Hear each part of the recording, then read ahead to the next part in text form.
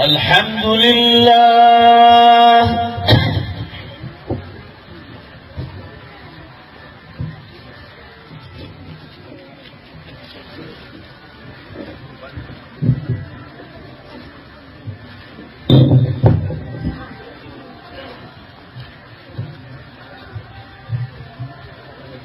الحمد لله نحمده ونستعينه ونستغفره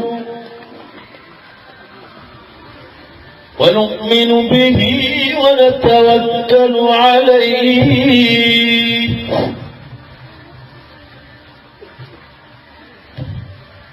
ونعوذ بالله من شرور أنفسنا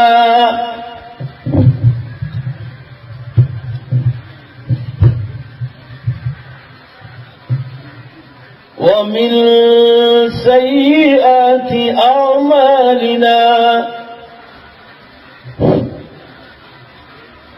من يهده الله فلا مضل له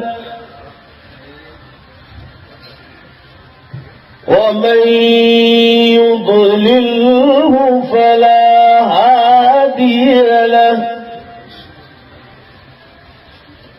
ونشهد أن لا إله إلا الله وحده لا شريك له ونشهد أن سيدنا ومولانا محمدا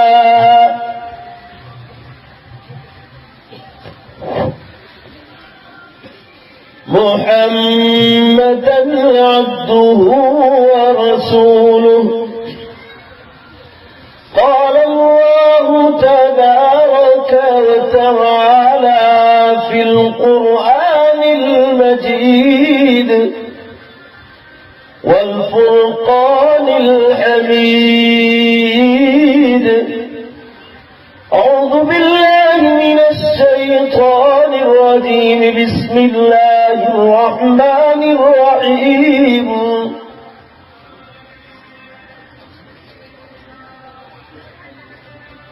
يا أيها الذين آمنوا اتقوا الله وكونوا مع الصادقين.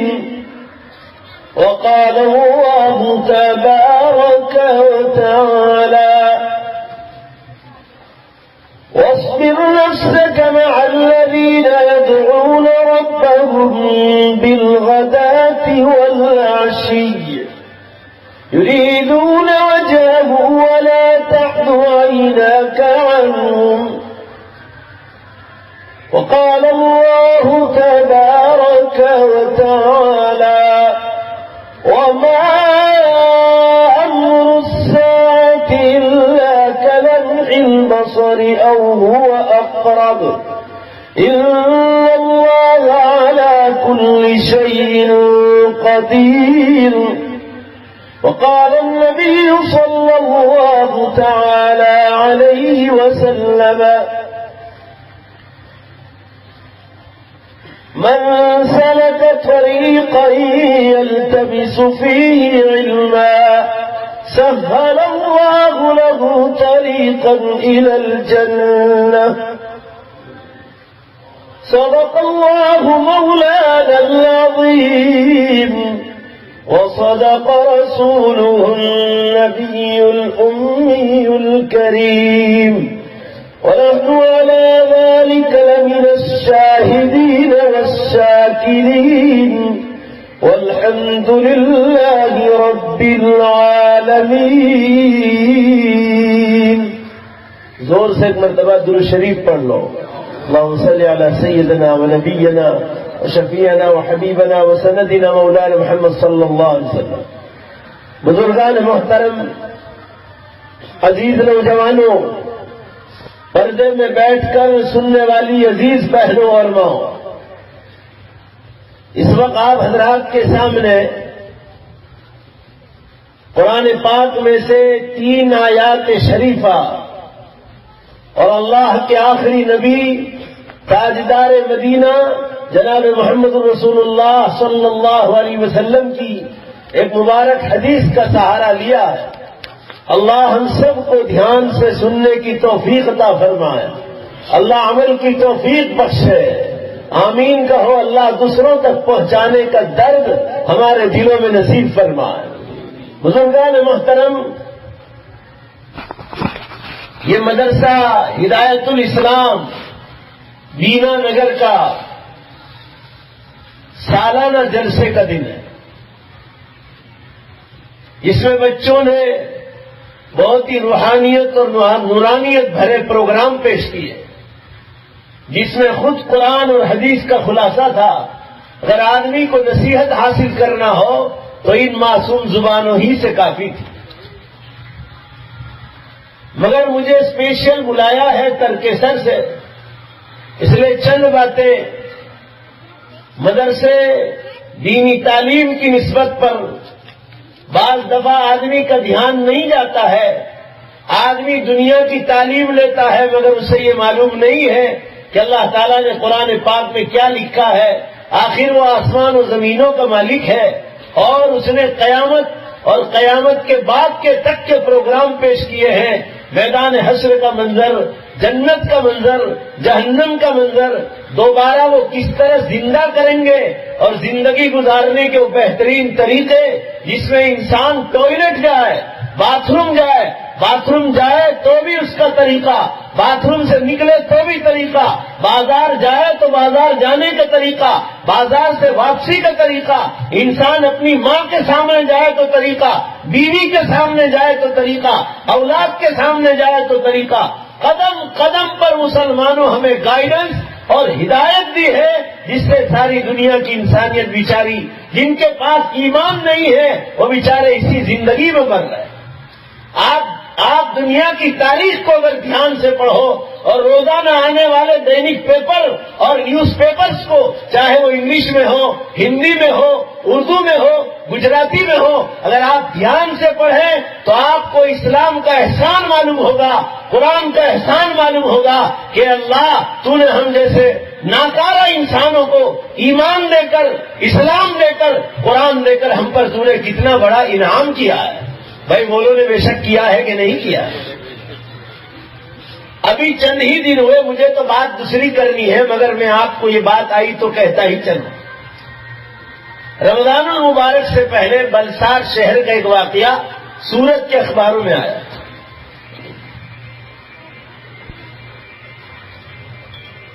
اخبار میں یہ قصہ آیا کہ کسی ہندو گھرانے نے اپنی بیٹی کی شادی کسی دوسرے ہندو گھرانے میں، غیر مسلم گھرانے، 20 دن کے بعد اس لڑکی کو طلاق ہو گئی، اور جب طلاق ہو گئی اس کے 1.5 مہینے کے بعد ہی اسی لڑکی کی شادی دوسرے گھرانے میں کر لڑکی کے ماں باپ۔ مجھے صرف آپ کو یہاں ایک نقطہ بتلانا ہے کہ دیکھو جن لوگوں کے پاس قرآن نہیں وہ بیچارے کہاں کہاں بھٹک رہے ہیں، دنیا ہی میں بھٹک رہے ہیں، تو مرنے کے بعد کیا حشر ہوگا؟ اس سے مسلمانوں کو انداز لگانا چاہیے کہ جس کو اللہ تعالیٰ نے قرآن دے کر طلاق والی کا حکم کیا ہے، شوہر کے مر جانے کے بعد عورت کی عدت کا حکم کیا ہے، طلاق کی عدت کا حکم الگ ہے، اور جناب مرنے کے بعد کی عدت کا حکم الگ ہے۔ کیوں اللہ تعالیٰ نے اس عدت کا حکم الگ الگ دیا؟ یہ ساری چیزیں انسان کو معلوم ہونی چاہیے، مگر ہم لوگ قرآن سے جاہل ہیں تو ہمیں کچھ پتا نہیں ہے کہ اللہ تعالیٰ نے کیا کیا قرآن پاک میں باتیں انسانوں کی ہدایت کے لیے بیان کی۔ مسلمانوں، یہ میرے ہاتھ میں موبائل ایک مشین ہے، یہ سیمسنگ کمپنی نے جب اس کو بنایا تو اس سیمسنگ کمپنی نے اس کے ساتھ ایک کتاب بھی دی مجھے۔ اس کمپنی نے مجھے ایک کتاب دی، اس کی ویلیڈیٹی، مینوفیکچر ڈیٹ، اور یہ کم از کم یہ لوگ گارنٹی کارڈ کہ کم از کم اس کی گارنٹی کتنی، اور یہ موبائل واٹر پروف ہے، اس لیے اس کے ساتھ اور زیادہ کنڈیشن ایک مثال دے رہا ہوں میں آپ کو. اللہ تعالیٰ نے انسان کو دماغ دیا ہے، اس دماغ کے ذریعے سے انسان نے موبائل بنایا، لاؤڈ اسپیکر بنایا، اس نے فریز مشین بنایا، اور اس نے ایئر کنڈیشن بنایا، 2 ویلر 4 ویلر گاڑیاں بنائی، ٹرین بنائی، اس نے ایروپلین بنایا، اس نے اسٹیمر بنائی، مگر سب مل کر زور سے بولو بے شک اللہ کے دیے ہوئے دماغ سے بنایا. انسان کا کوئی کمال نہیں. مگر یہ جاہل انسان تکبر میں آ کر یہ بول بیٹھتا ہے کہ سب انسانوں نے بنایا، مگر یہ نہیں سوچتا کہ اس بولنے سے تو ایمان سے نکل جاتا ہے. تجھے تو جتنا علم ملا دماغ کے راستے سے اپنے مالک کا اور شکر ادا کرنا چاہیے تھا کہ اللہ تو میرا دماغ جو ہے خطی بنا دیتا، پاگل بنا دیتا ہے، جیسے کتنے بچے اپاہج پیدا ہوتے ہیں. اگر تو مجھے ایسا بنا دیتا تو یہ دماغ میں کہاں سے استعمال کرتا جس سے یہ مشینریوں میں تیار کرتا. مجھے یہ عرض کرنا ہے مسلمانوں، یہ مشین جب کمپنی نے بنایا اس کے ساتھ وہ کتاب دیتی، اس کو کس طرح استعمال کرنا ہے. فریز مشین کے ساتھ کتاب دیتے ہیں، پوری بک دیتے ہیں، اس کی وارنٹی کارڈ دیتے ہیں، اور اس کا پورا انٹروڈکشن دیتے ہیں کہ کس طرح استعمال کرنا ہے. اچھی طرح استعمال کرو گے تو اور زیادہ چلے گا، اور اس کا رانگ یوز کرو گے، غلط استعمال، تو یہ آپ کے لیے ڈینجرنس ثابت ہو سکتا ہے. ہر چیز وہ لوگ کھول کھول کر لکھتے ہیں. آپ بولو تو میں آگے چلو. بولو بھائی بتلاتے نہیں بتلاتے؟ زور سے بولو بتلاتے نہیں بتلاتے؟ اب میں آپ کو یہ پوچھتا ہوں، وہ اللہ جو آسمان و زمینوں کا مالک ہے، 7 آسمان و زمینوں کا مالک ہے، سورج اور چاند اس کے ہاتھ میں، ستارے اس کے ہاتھ میں، مسلمانوں یہ بجلی اور قمقمہ اس کے ہاتھ میں، پہاڑ اس کے ہاتھ میں، زمین کا ذرہ ذرہ چاہے وہ جاندار ہو یا بے جان، عقل مند ہو یا بے عقل، زمین کا ذرہ ذرہ اس کے ہاتھ میں ہے. اس نے انسان جیسی کتنی خوبصورت مخلوق پیدا کی ہے، جنات جیسی کتنی خوبصورت مخلوق پیدا کی ہے، فرشتے جیسی نورانی مخلوقات پیدا کی ہے، سمندروں میں مچھلیاں اور اس کی مخلوقات، جنگلوں میں جانور اور اس کی مخلوقات، ہواؤں میں اڑنے والے پرندے، اور انتہائی گننے میں نہ آئے انگنت مخلوقات جس نے پیدا کی. اور بولو بے شک وہ ساری کی ساری کائنات، زور سے بولو بے شک انسان کے لیے پیدا کی. جس نے انسان کے لیے، آپ سوچو ذرا، جس نے انسان کو پیدا کیا، وہ انسان جب ایک مشینری تیار کرتا ہے تو اس کے ساتھ ایک کتاب دیتا ہے کہ اس مشین کو اس طرح استعمال کرنا ہے. مسلمانوں میں آپ کو پوچھتا ہوں، اگر تمہارے دل میں درد ہے خدا کا، انسانیت کا، اور آپ سچے انسان ہو تو بتلاؤ، جس نے اس پوری کائنات کو بسایا اور سجایا انسان کے لیے، کیا وہ انسان کو جس کے لیے دنیا بنائی انسان کے لیے، کیا اس انسان کے لیے وہ آسمان سے کوئی کتاب نہیں بھیجے گا کہ میرے بندے تجھے کس طرح چلنا ہے، کس طرح کھانا ہے، تجھے کس طرح پینا ہے، تجھے کس طرح نکاح کرنا ہے، کون سی عورتیں تیرے لیے حلال، کون سی عورتیں تیرے لیے حرام، کیا کون سی زمین تیرے لیے حلال، کون سی زمین تیرے لیے حرام، کون سے جانوروں کا گوشت تیرے لیے حلال، کون سے جانوروں کا گوشت تیرے لیے حرام، کون سے پرندوں کا گوشت حلال، کون سے پرندوں کا گوشت حرام، کن پرندوں کو پالنا تیرے لیے جائز، کن پرندوں کو پالنا تیرے لیے حرام، کن جانوروں کو پالنا حلال، کن جانوروں کو پالنا حرام. سب مل کر زور سے جواب دو تو میں آگے چلوں گا. میری شرط کو آپ کو پوری کرنی پڑے گی. انسان اپنے دماغ سے جب یہ اللہ کے دیے ہوئے دماغ سے ایک مشین تیار کرتا ہے تو اس کے ساتھ مشین تیار کرنے کا طریقہ اور اس کی ایک بک دیتا ہے. تو اللہ جس نے انسانوں کی ہدایت کے لیے یہ دنیا سجائی اور بسائی، کیا انسانوں کو زندگی گزارنے کے لیے بولو بے شک آسمانوں سے کتاب نہیں دے گا؟ کیا اس کو ایسے ہی کھلے میدان میں چھوڑ دے گا؟ اللہ تعالیٰ نے اسی لیے انسانوں کو کتاب ہدایت دی آسمانوں سے قرآن پاک، اور فرمایا اے لوگوں، جیسے پہلے دن والوں کے لیے جب سے اتارا ان لوگوں کے لیے قرآن کی جتنی ضرورت ہے، بعد والوں کے لیے تو قرآن کی اس سے بھی زیادہ ضرورت پڑے. وہ بلسار کا قصہ سنا رہا تھا، 1.5 مہینے ہی میں اس لڑکی کو دوسری جگہ شادی کرا دی، اور حمل کا وقت جب باہر آیا کہ اس بچی کے پیٹ میں حمل ہے، تو اس لڑکی کی شادی جہاں پہلے مرد سے کرائی تھی، ان گھر والوں نے کیس کر دیا، اور کیس یہ داخل کیا لوکل کورٹ میں کہ ابھی جو اس لڑکی کو حمل ہے وہ تو ہمارے بیٹے سے ہے، یہ دوسرے آدمی کا نہیں، وہ تو ہمارا حمل ہے۔ بھائی آپ لوگ میری بات سمجھ رہے ہیں؟ مجھے صرف آپ کو ایک قصہ سنانا ہے۔ اب انہوں نے قانون کے خلاف کیا، ہندوؤں کا اپنا ویدک قانون کیا ہے اس سے مجھے یہاں بحث نہیں کرتے، مجھے وہ بھی معلوم ہے۔ مجھے صرف یہ بحث کرنا ہے کہ یہ کورٹ میں جھگڑا کیوں گیا، اس لیے کہ ان بیچاروں کے پاس آسمانی ہدایت نہیں تھی۔ بولو بھائی ہے کہ نہیں ہے؟ اللہ تعالیٰ نے ہم لوگوں کو طلاق کی عدت بھی کھل کر بتلایا، اور اگر عورت کے شوہر کا، اس کے پتی کا اور اس کے ہسبینڈ کا انتقال ہو جائے تو اللہ تعالیٰ نے اس کی عدت 4 مہینے اور 10 دن بتلائی۔ اگر یہ عورت جوان ہے اور شوہر کا انتقال ہو گیا تو اللہ تعالیٰ نے فرمایا 4 مہینے 10 دن انتظار کرو، کہ اگر اس کے پیٹ میں مرنے والے شوہر کا حمل ہے اور اگر اسی درمیان تم نے شادی کرا دی تو پھر تمہارے درمیان آپس میں جھگڑا ہونے کا خطرہ ہے۔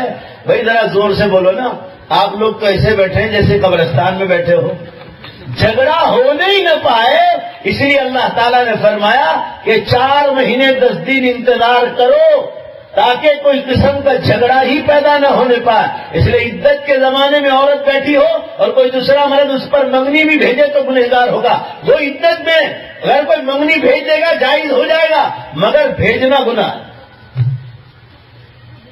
ابھی آپ کو حکم نہیں دیا، اب اس کو فارغ ہونے دیجیے اپنے وقت سے، تاکہ 4 مہینے 10 دن میں پتہ چل جائے گا کہ اس عورت کے پیٹ میں حمل ہے کہ نہیں۔ میں نے جب یہ قصہ پڑھا، کبھی لوکل کورٹ میں کیس چالو ہوا، میں نے کہا صدق اللہ و صدق رسولہ، اللہ نے بھی سچ فرمایا اور رسول اللہ صلی اللہ علیہ وسلم نے بھی سچ فرمایا۔ مسلمانوں بولو بے شک اللہ تعالیٰ ان جھگڑوں ہی سے ہم لوگوں کو دور کر دیا۔ بولو نے بھائی کیا کہ نہیں کیا؟ بہرحال یہ کورٹ کا مسئلہ ہے کہ کورٹ کیا فیصلہ کرے۔ لوکل کورٹ نے ہائی کورٹ کے حوالے چھوڑا۔ مجھے صرف یہ عرض کرنا ہے، ایسے تو ہزاروں قصے ہیں مسلمانوں جہاں لوگ بیچارے بھٹک رہے، اور اللہ تعالیٰ نے قیامت تک آنے والی انسانیت کو سامنے رکھ کر کان کھول کر سن لو، جو قیامت کا آخری انسان پیدا ہوگا، اللہ نے جب کتاب مبین آسمانوں سے نازل فرمائی تو ان ساری مخلوقات کو سامنے رکھ کر اللہ نے کتاب مبین اتاری۔ اگر ہم اور آپ نہیں پڑھ سکتے، اس کو نہیں سمجھتے، تو یہ ہمارا قصور ہے۔ اسلام کا کیا قصور ہے؟ اللہ اور نبی کا کیا قصور ہے؟ بہرحال میں یہ عرض کر رہا تھا حضرات کے سامنے، تو اللہ تعالیٰ نے قرآن مجید کی بھی وارنٹی کارڈ دیا ہے، اور قرآن میں وہ بتلا دیا ہے کہ جیسے تم میڈیکل سٹور پر دوائی خریدنے جاؤ تو اس دوائی پر چاہے وہ ٹیبلٹس ہو یا پرواہی ہو، لکوڈ ہو، اس پر ڈیٹ لکھی رہتی ہے، مینوفیکچر ڈیٹ، اور نیچے لکھتا ہے ایکسپائر ڈیٹ، یہ اس کا آخری دن۔ اللہ تعالیٰ نے جس نے اس دنیا کو بنایا ہے، انسانوں کو کہا ہے انسانوں جیسے تمہاری پیدائش کا دن ہے اور تمہاری موت کا دن بھی اللہ نے لکھ رکھا ہے، چاہے تم ملک کے وزیر اعظم کیوں نہ ہو۔ قرآن میں قسم کھا کر فرمایا، اللہ نے اپنی ذات کی قسم کھا کے فرمایا، تم کسی ملک کے صدر کیوں نہ ہو، یا تم اکھاڑے کے پہلوان ہو، یا دنیا تمہاری عزتوں کے چرچے کرتے ہو، تمہاری موت کا جب ٹائم آ جائے گا ساری دنیا کے ڈاکٹرز کھڑے ہوں گے مگر تم کو وہ بچا نہیں سکے۔ آپ لوگ اخبار پڑھتے ہوں گے، انڈیا کا ٹاپ لیول کا ہارٹ اسپیشلسٹ گزرا ہے ڈاکٹر نیٹو مان کے، بمبئی میں تھے، 48 سال کی عمر تھی۔ ان کے مرنے کے بعد ان کی بیوی نے کتاب چھاپی ہے 300 پیج کی، وہ پوری کتاب میں نے پڑھی۔ 48 سال کی عمر، بہت اسپیشلٹی رکھنے والا آدمی ہارٹ کے معاملے میں، مگر مسلمانوں میں نے اخبار میں پڑھا جب ان کی موت آئی، 48 سال چھوٹی سی عمر میں ہارٹ کے 10,500 آپریشن کیے، مگر مغرب کے بعد کھانا کھاتے کھاتے 2 منٹ کے بعد بیٹھے بیٹھے کرسی پر مر گئے، بیٹھے بیٹھے مر گئے۔ ان کو سٹریس کی بیماری بہت زیادہ ہو گئی تھی، وہ اتنا زیادہ کام کرتے تھے کہ صرف 24 گھنٹے میں 2 گھنٹے ہی سوتے تھے۔ پھر آدمی مرے گا نہیں تو کیا کرے گا؟ وہ اسباب ہے، مگر وقت آ گیا تو اللہ تعالیٰ نے اچک لیا، 1 سیکنڈ میں اچک لیا۔ بھائی اس کا نہیں، اس کا ابھی گزشتہ آپ نے اخباروں میں پڑھا، دنیا کا ٹاپ لیول کا فٹ بال پلیئر چالو میچ میں مر گیا، کوئی ناخن میں بیماری نہیں تھی، ارے بھائی زور سے ایک آدھ دو بولو، پڑھا نہیں پڑھا آپ لوگ؟ وقت آ گیا. وہ آسمان و زمینوں کا مالک کیا کہہ رہا ہے قرآن پاک میں؟ فرمایا اذا جاء احدکم الموت، جب تم میں سے کسی کی موت کا وقت آ جائے گا، لا یستاخرون ساعتا، ایک سیکنڈ بھی تمہیں لیٹ نہیں کیا جائے گا، کوئی ڈھیل نہیں ہوگی تمہاری. ولا یستقدمون، اور تم جلدی مرنا چاہو یہ بھی نہیں ہوگا، جو ٹائم لکھا اسی ٹائم پر. قرآن پاک میں فرعون کا ذکر آیا، حامان کا ذکر آیا، قارون کا ذکر آیا. بھائی قرآن میں ان جاہلوں کی ذکر کی کیا ضرورت، یہ ظالموں کی؟ مگر اللہ تعالیٰ فرما رہے یہ دنیا کے دجاجلہ تھے، بڑے بڑے بادشاہ تھے جن کے پاس حکومتیں تھیں، اور مصر اور ایجپٹ جیسی خوبصورت سرزمین کے مالک تھے، اور خزانے اتنے کہ دنیا میں کسی کے پاس نہیں تھے، اور لشکر اس زمانے میں 10 لاکھ کا لشکر. ابن کثیر نے تفسیر ابن کثیر میں لکھا ہے 10 لاکھ کا لشکر اس زمانے میں فرعون کے پاس. آپ اندازہ لگا لو کیا نہیں تھا، اور اتنا خوبصورت لال لال آدمی تھا، وہ بے حساب خوبصورت تھا فرعون. مگر قرآن میں مسلمانوں کے لیے ان کا ذکر کیوں کیا گیا؟ تاکہ مسلمان سبق حاصل کرے کہ ان کے دنیا میں شور اٹھتے، توتیاں بولتی تھی ان کی. مگر اللہ تعالیٰ یہ بتلانا چاہتے ہیں کہ ہم نے جب موت دینے کا وقت آ گیا تو نہ ان کی حکومت چھڑا سکی ان کو، نہ ان کے عہدے چھڑا سکے، نہ ان کی کرسیاں ان کو چھڑا سکی، نہ ان کا ایجوکیشن اور علم، نہ ان کا علم ان کو بچا سکا. وقت آ گیا تو ان کو جانا پڑا دنیا چھوڑ. بھائی زور سے بولو نا، جانا پڑا نہیں جانا پڑا. یہی واقعہ میں آپ کو ہندوستان کے بہت بڑے پرائم منسٹر کا ذکر کرتا ہوں. میں نے تاریخ پڑھی، میں نے جواہر لال نہرو کی بایو ڈاٹا پڑھی، پوری لائف پڑھی میں نے. انڈیا فریڈم پڑھوا. ابھی 1947 کے بعد سے جتنے پرائم منسٹرز بنے ہیں ان کی دلی سے کیندر سرکار نے ایک بک چھاپی، آپ پڑھیے اس کو. کون کتنے سال رہا، کیا کیا حکومتیں کی، ان کے زمانے میں کیا کیا کارنامے ہوئے. جواہر لال نہرو کی تاریخ میں لکھا ہے کہ اپنی موت سے پہلے مسلمانوں سبق لینا ہو تو ان کی موت سے سبق لو. جواہر لال نہرو نے اپنی موت سے 3 دن پہلے نئی دلی میں ایک انٹرنیشنل کانفرنس کی. دنیا بھر کے منسٹرز لوگ آئے ہوئے، وزرائے داخلہ اور وزرائے خارجہ سب کے سب آئے ہوئے. روزانہ 2 مجلس ہوتی تھی، صبح شام. 3 دن جب پورے ہو گئے، آخری مجلس تھی اور جواہر لال صدارت کی کرسی پہ بیٹھے تھے. انہی دنوں ان کی جوان بیٹی اندرا گاندھی لندن سے تعلیم لے کر آئی تھی. تو فورن منسٹروں نے لاؤڈ اسپیکر پکڑ کر پوچھنے لگا، Jawahar Lal you are an old man now, آپ تو بوڑھے ہو گئے، آپ اپنے بعد آپ اپنی بیٹی اندرا گاندھی کو بٹھاؤ گے؟ بس ایک سوال کیا، دوسرے نے لاؤڈ اسپیکر پکڑا، تیسرے نے شور اٹھا اور سب یہی سوال کرنے لگے. وہ بہت انٹلیکچوئل پیپل میں تھے، بہت ذہین آدمی تھے. کیا ہوا؟ وہ صدارت کی کرسی پر بیٹھے تھے اور سب نے یہ سوال کیا. تو جواہر لال لکھا ہے ہی واز اینگری، وہ غصے ہو گئے اور صدارت کی کرسی پر یوں زور سے ہاتھ مارا اور انہوں نے کہا، مائی ڈیئر گیسٹ، او میرے عزیز مہمانوں، آپ مجھے یہاں سے ہٹانے کی بات کرو، ابھی تو میں صدارت کی کرسی پر بیٹھا ہوں اور آپ ابھی یہ خواب دیکھ رہے ہیں کہ مجھے ہٹا کر میری بیٹی کو بٹھاؤ، ابھی تو میں بہت جینے والا ہوں. الفاظ لکھ کے اتہاس میں، my life is not going to end so soon. یہ صدارت کی کرسی پر بیٹھ کر بول رہا ہے. اسی دن پوری کانفرنس ختم ہو گئی. مجھے پورا قصہ نہیں سنا، صرف شارٹ میں. اسی دن سب لوگ اپنے اپنے وطن نکل گئے اور جواہر لال نہرو اسی شام کو ایک ہوٹل بک کرائی تھی دہرادون میں ہل اسٹیشن پر، اور وہ شاندار ہوٹل میں آرام کرنے کے لیے چلے گئے کہ میں بہت تھک گیا، اور پہلے سے بک کرائی. وہ اپنے پورے فورس کے ساتھ وہ دہرادون چلے گئے. مسلمانوں، دوسرے دن وہ یہاں پہنچے اپنا آرام کر کے، اور اسی دن ریڈیو نے اعلان کیا کہ جو 3 دن پہلے یہ کہہ رہے تھے کہ مجھے بہت جینا ہے. بھائی ذرا زور سے بولو نے کیا کہا تھا انہوں نے؟ مجھے بہت جینا ہے. ریڈیو نے اعلان کیا کہ جواہر لال اس دنیا کو چھوڑ کر، بولو بھائی، چلے. 3 دن پہلے بول رہے ہیں کہ مجھے بہت جینا ہے. میں نہیں کہہ رہا ہوں، یہ انڈیا کے اتہاس کار لکھ رہے ہیں. اور تیسرے دن دنیا چھوڑ کر چلے گئے. ارے مسلمانوں، اللہ کو مت بھولو، ہم ایک ناچیز بنتے ہیں. بولو نے بھائی بے شک ہے کہ نہیں؟ اللہ نے پیدا کیے ہیں تو آئے ہیں، اور اللہ جب لے جائیں گے تو انشاءاللہ جنت میں چلے جائیں گے. بولو انشاءاللہ. یہ دنیا تو فانی ہے. یہاں اسٹاپ دیا ہے مجھے اور آپ کو، اور وہ اسٹاپ پورا ہوتے ہی اٹھا لیں گے، پھر چاہے اکھاڑے کے پہلوان کیوں نہ ہو.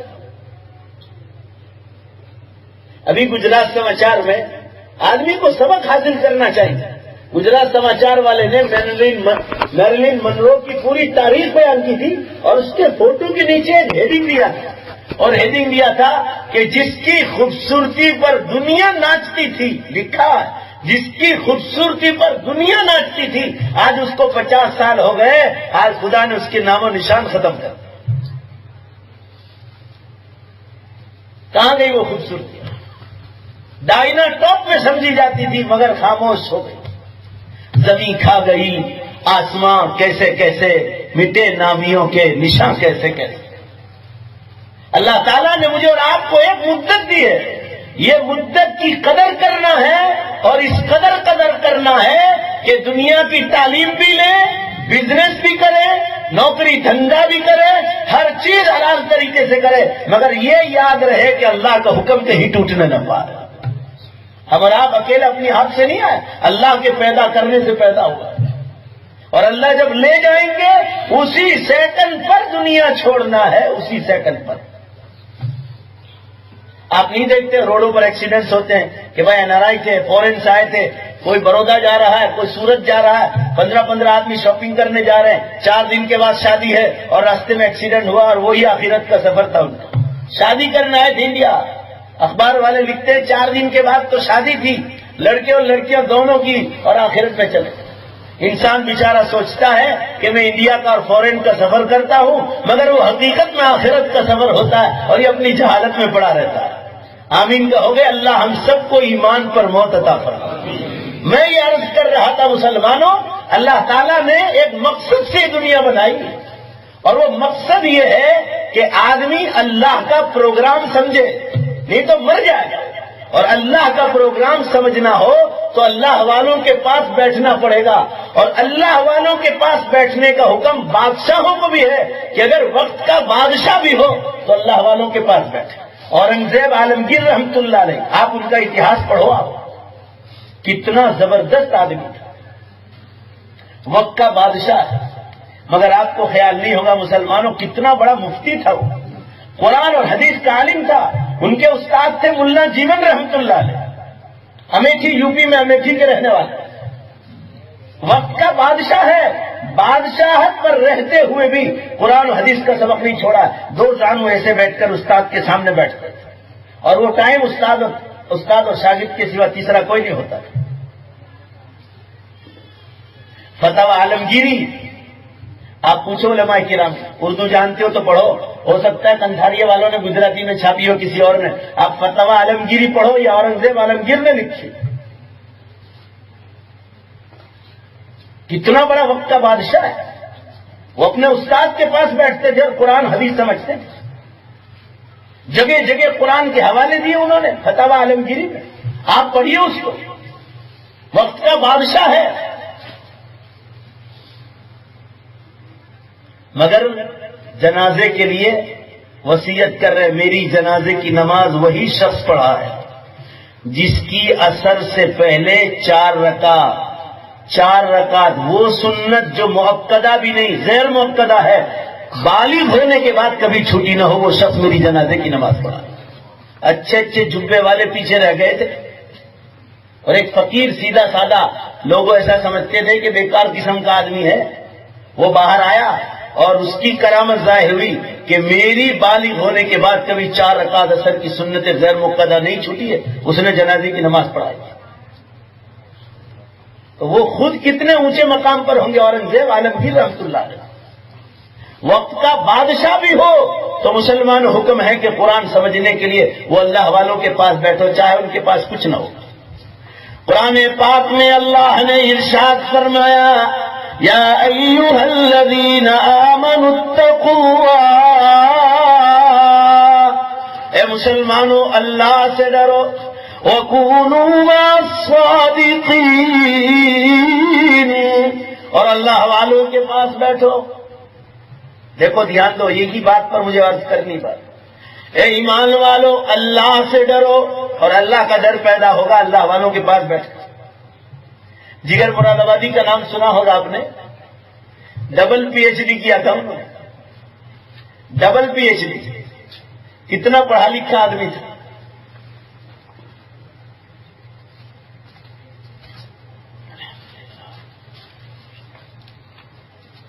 کالج کے زمانے سے آپ ان کی سیرت پڑھو، کالج کے زمانے سے شراب اور دارو پینے کے عادی تھے جگر مراد آباد. اور مسلمانوں اتنا شعلہ بیان شاعر تھا کہ مجمع میں مشاعرے میں آتے ہی نعرے تکبیر لگتے تھے، اتنا جوش ہوتا تھا، آتے ہی شور ہو مچتا تھا کہ جگر آ گیا. بڑھاپا گیا مگر شراب پی رہے. لکھنؤ میں ایک مشاعرہ ہو رہا تھا، دیکھو ان کی زندگی ہدایت پر کب سے آئی. اس مشاعرے میں ایک شاعر آئے تھے عبدالحفیظ جونپوری. یہ حضرت مولانا اشرف علی صاحب تھانوی رحمۃ اللہ علیہ سے اس زمانے میں بیعت ہوئے تھے، اور چہرے پر داڑھی کی سنت آ گئی، اور وہ جوان تھے اور جگر مراد آبادی بوڑھے ہو گئے. کیا ہوا؟ عبدالحفیظ نے دین کی بات ان کو پہنچا دی، اور وہ جب مشاعرے میں آتے تھے تو اپنی شیروانی سے بوتل نکال کر چال مشاعرے میں شراب پیتے تھے.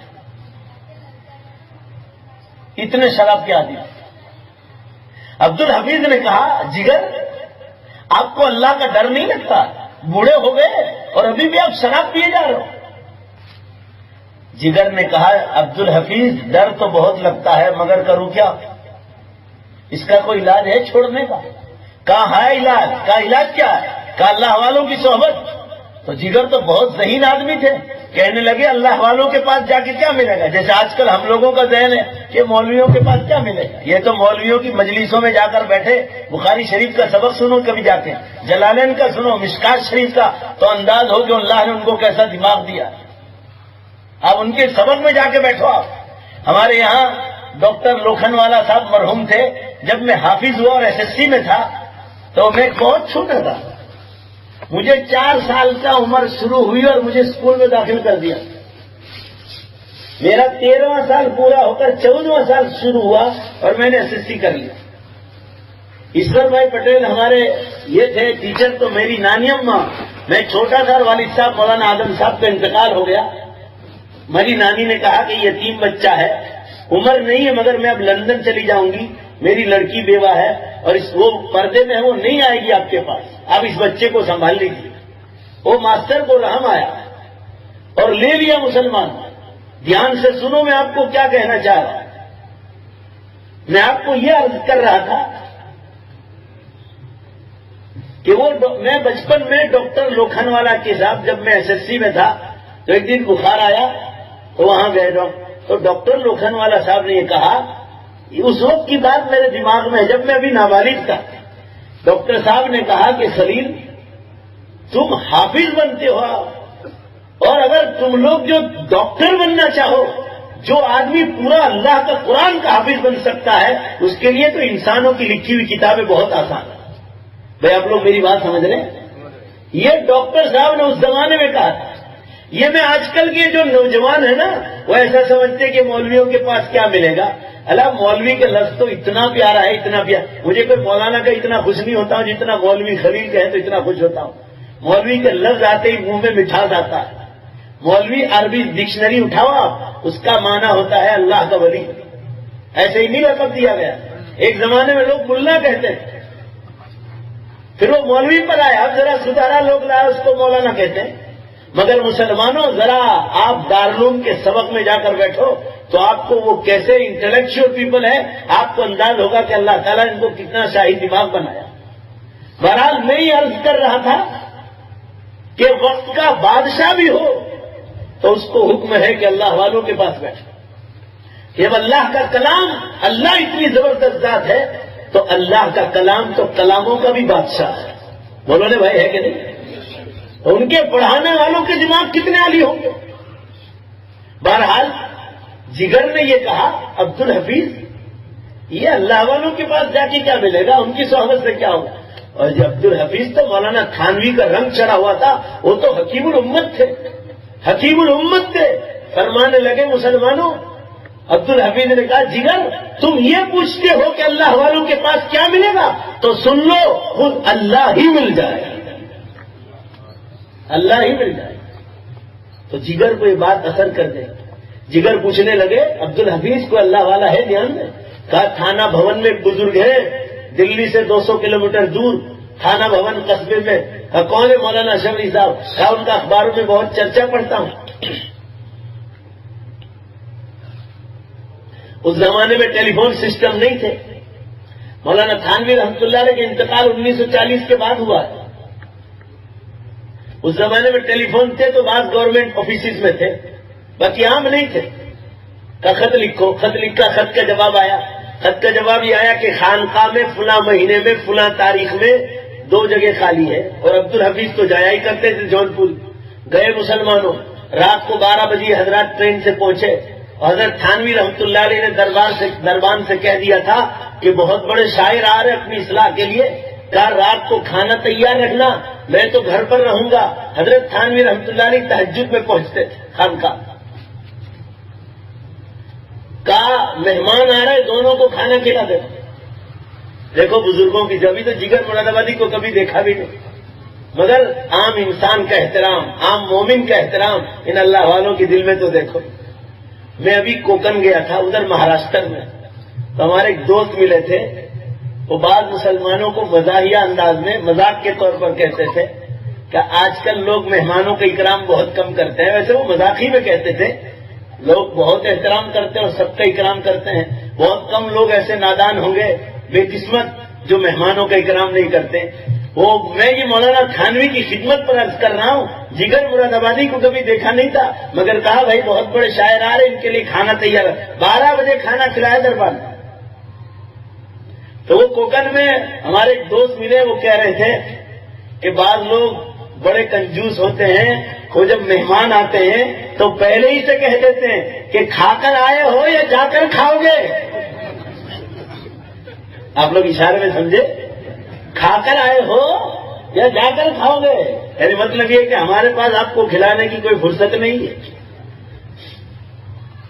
حضور صلی اللہ علیہ وسلم نے فرمایا من کان یؤمن باللہ والیوم الآخر فلیکرم ضیفہ. جو اللہ پر اور قیامت کے دن پر ایمان رکھتا ہو اسے چاہیے کہ اپنے مہمانوں کا اکرام کرے. کوئی بھی مہمان آ جائے، غیر مسلم کیوں نہ آ جائے، اگر انجانا بھی آدمی ایک بار آپ کے گھر پر آ جائے، مسلمانوں روٹی کھلائے بغیر نہ بیٹھے، تو آپ سے اخلاق سیکھ کر جائے. اللہ تعالیٰ ہم تمام لوگوں کو آمین کہو، اسلامی اخلاق نصیب فرمائے. جگر مراد آبادی حضرت تھانوی رحمۃ اللہ علیہ کے یہاں پہنچے رات کو 12 بجے. جب وہاں پہنچے تو بستر لگانے کا وقت آ گیا. جب بستر لگایا تو عبد الحفیظ جونپوری ساتھ ساتھ ہیں. جگر نے چادر نکالنے کے لیے بیگ کھولا تو مسلمانوں بیگ میں بھی شراب کی بوتلیں رکھی ہوئی حضرت تھانوی کی خانقاہ میں. تو عبد الحفیظ کہنے لگے جگر 2 ہاتھ اور تیسرا سر جوڑ کے معافی چاہتا ہوں، اتنے بڑے بزرگ کی صحبت میں آئے. کہا اس میں 450 اولیاء اللہ اس وقت آرام کر رہے ہیں، بڑے بڑے علماء اور مشائخ ان کی خدمت میں سوئے ہوئے ہیں، ابھی تہجد میں یہ اٹھیں گے اور آپ یہاں شراب کی بوتلیں لے کر آئے. جگر تو بہت ہوشیار آدمی تھے، مزاحیہ کلام کر کے بات نکال دیتے تھے. عبد الحفیظ یار تم بھی عجیب آدمی ہو، اصلاح کے لیے لائے ہو، ابھی اصلاح تھوڑی ہو گئی کہ میں نے آدھی شراب چھوڑ دوں. 50 سال سے پی رہا ہوں، میرا وقت ہو گیا، مجھے شراب پی لینے دو. بہت محنت سے مدد کی. کہا چلو ایک کام کرو جگر، ایک کام کرو صبح فجر بعد پی لینا، اتنی بات مان جاؤ. تو مان گئے، صبر کر لیا اور رات سو گئے. تہجد میں اللہ والوں نے بستر اٹھا لیا اور نماز پڑھ کر اور وضو کر کے نماز میں کھڑے ہو گئے اور راتوں کو رونے لگے اللہ کے سامنے. مسلمانوں میں دعا کرتا ہوں اللہ تعالی ہم سب کو راتوں کی یہ تنہائیاں نصیب فرمائے. یہ اس کو نصیب ہوگی مسلمانوں جو جلدی سونے کی عادت ڈالتا ہے. جو جلدی سوئے گا نا ٹائم پر اللہ تعالیٰ اٹھا ہی دے گا، آٹومیٹک اٹھا دے گا. علامہ اقبال فرماتے تھے جب میں آکسفورڈ میں پڑھ رہا تھا، آکسفورڈ میں، لندن میں، یونیورسٹی میں، وہ تو پڑھا لکھا آدمی تھا. مگر علامہ انور شاہ صاحب کشمیری رحمت اللہ علیہ کی صحبت میں رہتے تھے، اللہ والوں کے پاس رہے تو بچے کتنے دیندار بنے. آج علماء کی زبان پر ان کی شاعریاں زبان زد آپ دیکھ لو. حالانکہ وہ تو ایک دنیاوی پڑھا لکھا آدمی تھا، مگر اللہ نے دین کی نسبت سے ان کو کتنا چمکا. علامہ اقبال فرماتے ہیں زمستانی ہوا میں، زمستانی ہوا میں، زمستانی ہوا میں جبکہ تھی شمشیر کی تیزی. اقبال کہہ رہے ہیں برف تلوار کی طرح کاٹ دے، گھٹنوں تک برف گرتی تھی لندن میں جب میں آکسفورڈ میں پڑھ رہا. زمستانی ہوا میں جبکہ تھی شمشیر کی تیزی، نہ چھوٹے مجھ سے لندن میں بھی آداب سرخیزی. اقبال کہہ رہے ہیں اس برف باری میں بھی اللہ کی قسم کے بھی میری تہجد نہیں چھوٹی. مسلم نوجوانوں کو للکارا ہے، صرف مسلم نوجوانوں پر ہی وہ اشعار کہیں کہ مسلم نوجوانوں تمہوں نے آباء و اجداد کی ساری میراث ختم کر دی. کہا میں کالج کرتا تھا، تم کالج کرتے اور میری کالج میں آسمان. کہا میں تو دنیا کی ننگی لڑکیوں کے سامنے پڑھتا تھا مگر کبھی شیطان مجھے بہکانے نہیں پایا. اقبال فرما رہے گھٹنوں تک برف گرتی تھی اس سردی کے زمانے میں، فرض نماز تو کیا کبھی میری تہجد نہ گالی. اللہ تعالیٰ فرما رہے اپنے نبی صلی اللہ علیہ وسلم کے ذریعے صلو والناس نیام، ارے میرے بندو تم فرض نماز تو پڑھتے ہو مگر کچھ رکعت تو ایسی پڑھو جس میں میرے اور تمہارے دو کے سوا تیسرا کوئی نہ جائے، اور وہ تہجد کی نماز. بہرحال مسلمانوں میں یہ عرض کر رہا تھا حضرات کے سامنے، جگر مان گئے حضرت اور اللہ والوں نے تہجد میں بستر اٹھا دیا اور رونا جو شروع کیا تو جگر کی آنکھ کھل گئی. اس واقعے کو کسی عالم نے تو بہت نقل کیا ہے مگر خود جگر کی شاعری میں بھی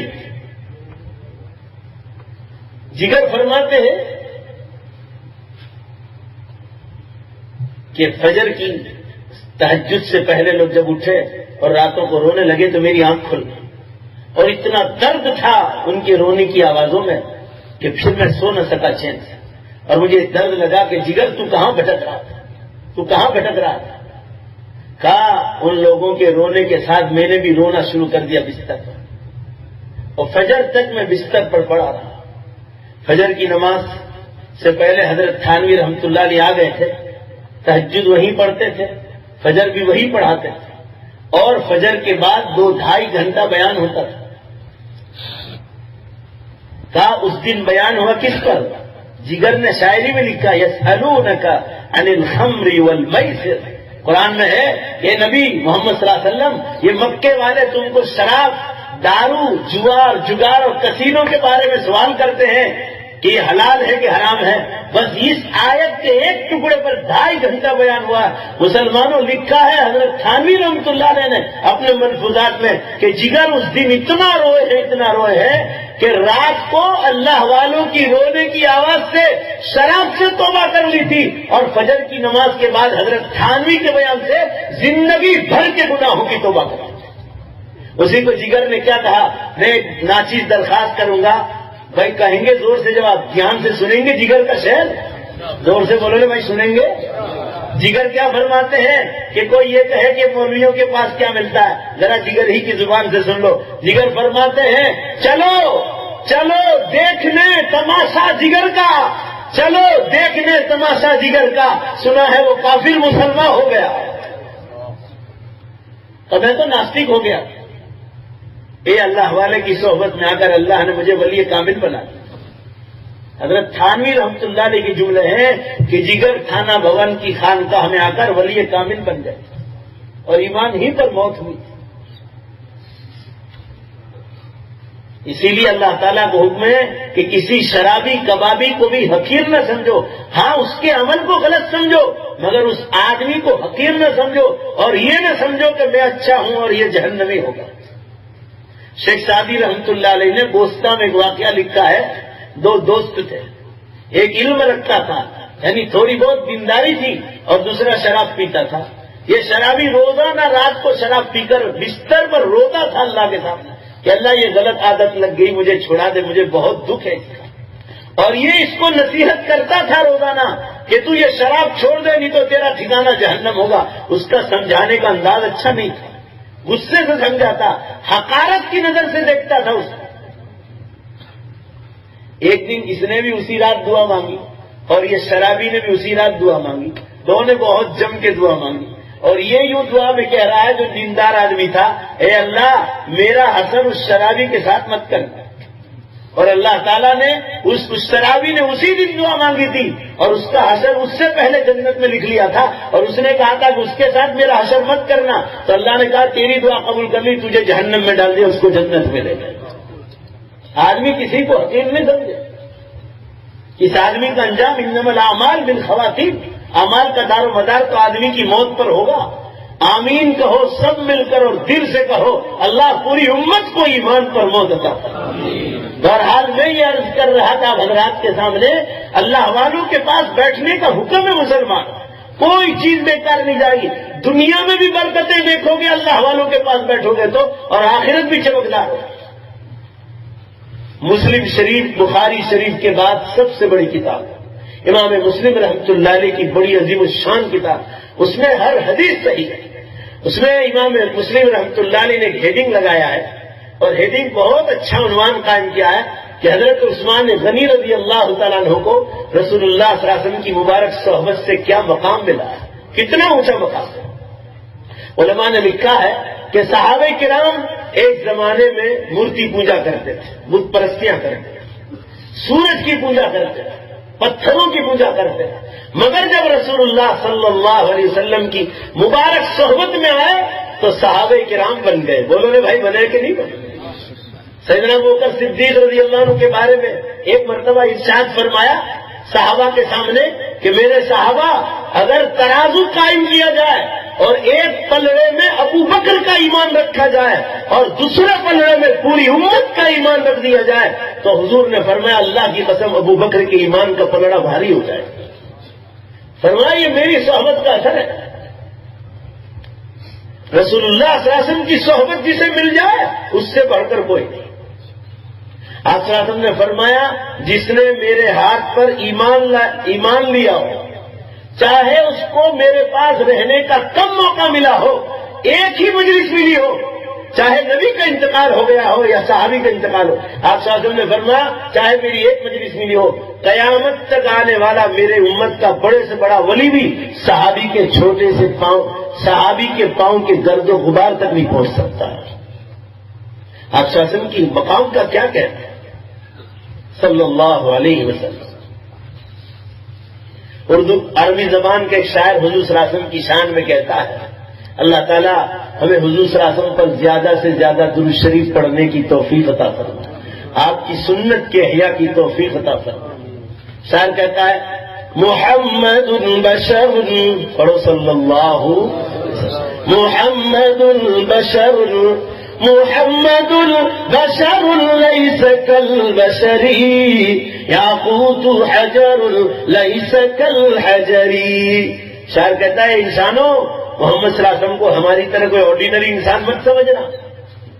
فرمایا جیسے ایک راستے میں پڑا ہوا پتھر اور ایک وہ پتھر جو ہیرا اور ڈائمنڈ کہلاتا ہے جو کروڑوں روپے کا بن سکتا ہے، کہا جیسے راستے کے پڑے ہوئے پتھر اور ڈائمنڈ اور ہیرے اور جواہرات میں آسمان و زمین کا فرق ہے، ہم انسانوں میں بولو بے شک اور اللہ کے نبی میں آسمان و زمین کا فرق ہے. پڑھو دوبارہ صلی اللہ علیہ وسلم. ان کی صحبت جسے مل جائے کیا کہنا مسلمان. آپ صلی اللہ علیہ وسلم فرماتے تھے کوئی مسلمان اگر جنت میں جانا چاہتا ہے میرے ایک صحابی کی زندگی کی پوری دھار پہ آ جائے گا تو اللہ اس کو جنت میں لے جائے. صحابہ کرام رتی برابر بھی شرک نہیں کرتے تھے، شرک کے گمان سے بھی بچتے تھے. حضرت عبداللہ بن عمر رضی اللہ عنہ جب جو ہے نماز پڑھتے تھے کبھی جنگل میں اور اللہ کے دین پھیلانے کے لیے نکلتے اور موقع آتا راستے میں نماز پڑھنے کا تو حکم یہ ہے کہ ناک کی ڈنڈی کے سامنے لکڑی گاڑو. جیسے ہماری عورتیں گھر میں نماز پڑھتی تو کرسی رکھتے ہیں، عربی میں اس کو فقہ کی زبان میں سترا کہا جاتا ہے. ایک سطر ہے، اب کسی کو اس کے آگے سے گزرنا ہو تو گزر جائے اور کوئی چیز نہیں رکھی اور پھر گزرے تو گنہگار ہوگا. اب صلی اللہ علیہ وسلم نے فرمایا 40 برس وہاں کھڑا رہنا پسند کرے گا، مگر نمازی کے سامنے سے گزرنے کی جو سزا ہے آدمی اس کو پسند نہیں کرے گا. اتنا بڑا گناہ ہے. وہ سامنے گزر کر تو اللہ اور بندے کے درمیان کا حق توڑنے کی کوشش کرتا. ابھی مجبوری کے درجے میں سترے کے سامنے سے آدمی گزرنے کا حکم دیا. وہ جب جنگل میں نماز پڑھتے تھے تو حکم یہ ہے کہ ناک کی ڈنڈی کے سامنے لکڑی گاڑو. عبداللہ بن عمر رضی اللہ عنہ دونوں آنکھ کے کنارے پر گاڑتے تھے. ان سے صحابہ نے پوچھا کہ حکم تو یہ ہے سنت طریقہ کے سامنے رکھو. کہا یہ سنت طریقہ اس جگہ ہے جہاں ایمان والوں کا مجمع ہو. کہا یہ جنگل ہے، یہاں زیادہ تر مشرک لوگ رہتے ہیں. مشرک لوگ اگر میں ناک کی ڈنڈی کے سامنے گھاڑوں گا تو جو ایمان والا ہے اور میں ان لوگوں میں ایمان پھیلاتا ہوں یہ مجھے کہیں گے کہ تو لکڑی کو سجدہ کرتا ہے. بھائی بولو نا ہے کہ نہیں ہے؟ کہا اس لیے میں سائڈ پہ گھاڑتا ہوں تاکہ کوئی مشرک یہ نہ سمجھے کہ میں لکڑی کو سجدہ کر رہا ہوں. آج مسلمانوں گھر گھر ہمارے گھروں میں شرک چل رہا ہے. اور بخاری شریف کی حدیث ہے قیامت سے پہلے پہلے مسلمان بھی اتنی جہالت پر اتریں گے کہ بت پرستیوں پر اتریں گے. آج دیکھ لو شہروں میں گاؤں میں کتنی ماں بہنیں بھوؤں کے پاس جاتی ہیں، مندروں میں بھوؤں کے پاس، دھتوروں کے پاس، ناگے باؤں کے پاس جاتی نا. ابھی گجرات سماچار میں، سندیش میں، سب جگہ سورت کی ایک مسلم عورت کا قصہ ہے. ناگے بابا کے پاس گئی تھی، اس نے قتل کر کے لاش ڈال دیا. اس کو یہ خطرہ لگا کہ ابھی عورت میرا بھانڈا پھوڑ دے. اس نے کسی نے کہا کہ ناگا بابا جادو جانتا ہے، تو کسی پر جادو کرانا چاہتی اس کے پاس جا.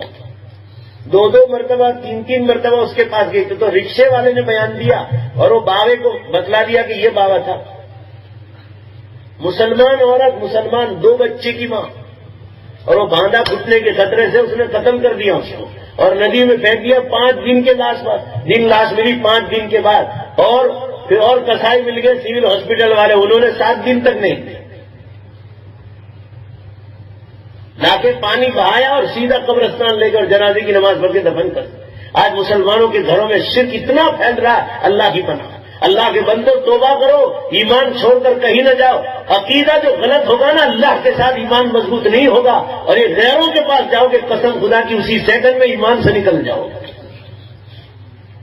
مشکات شریف اور بخاری کی حدیث ہے السحر من الکفر، جادو کرنا اور جادو کروانا کسی پر اسی سیکنڈ میں، یہ علماء بیٹھے پوچھ لو، دوسرا سیکنڈ نہیں ہوگا. من الکفر، وہ کفر ہے، آدمی کو اسی سیکنڈ میں ایمان سے باہر نکال دے. اور اتنا سخت عذاب ہے مرنے کے بعد کہ اللہ کی پناہ.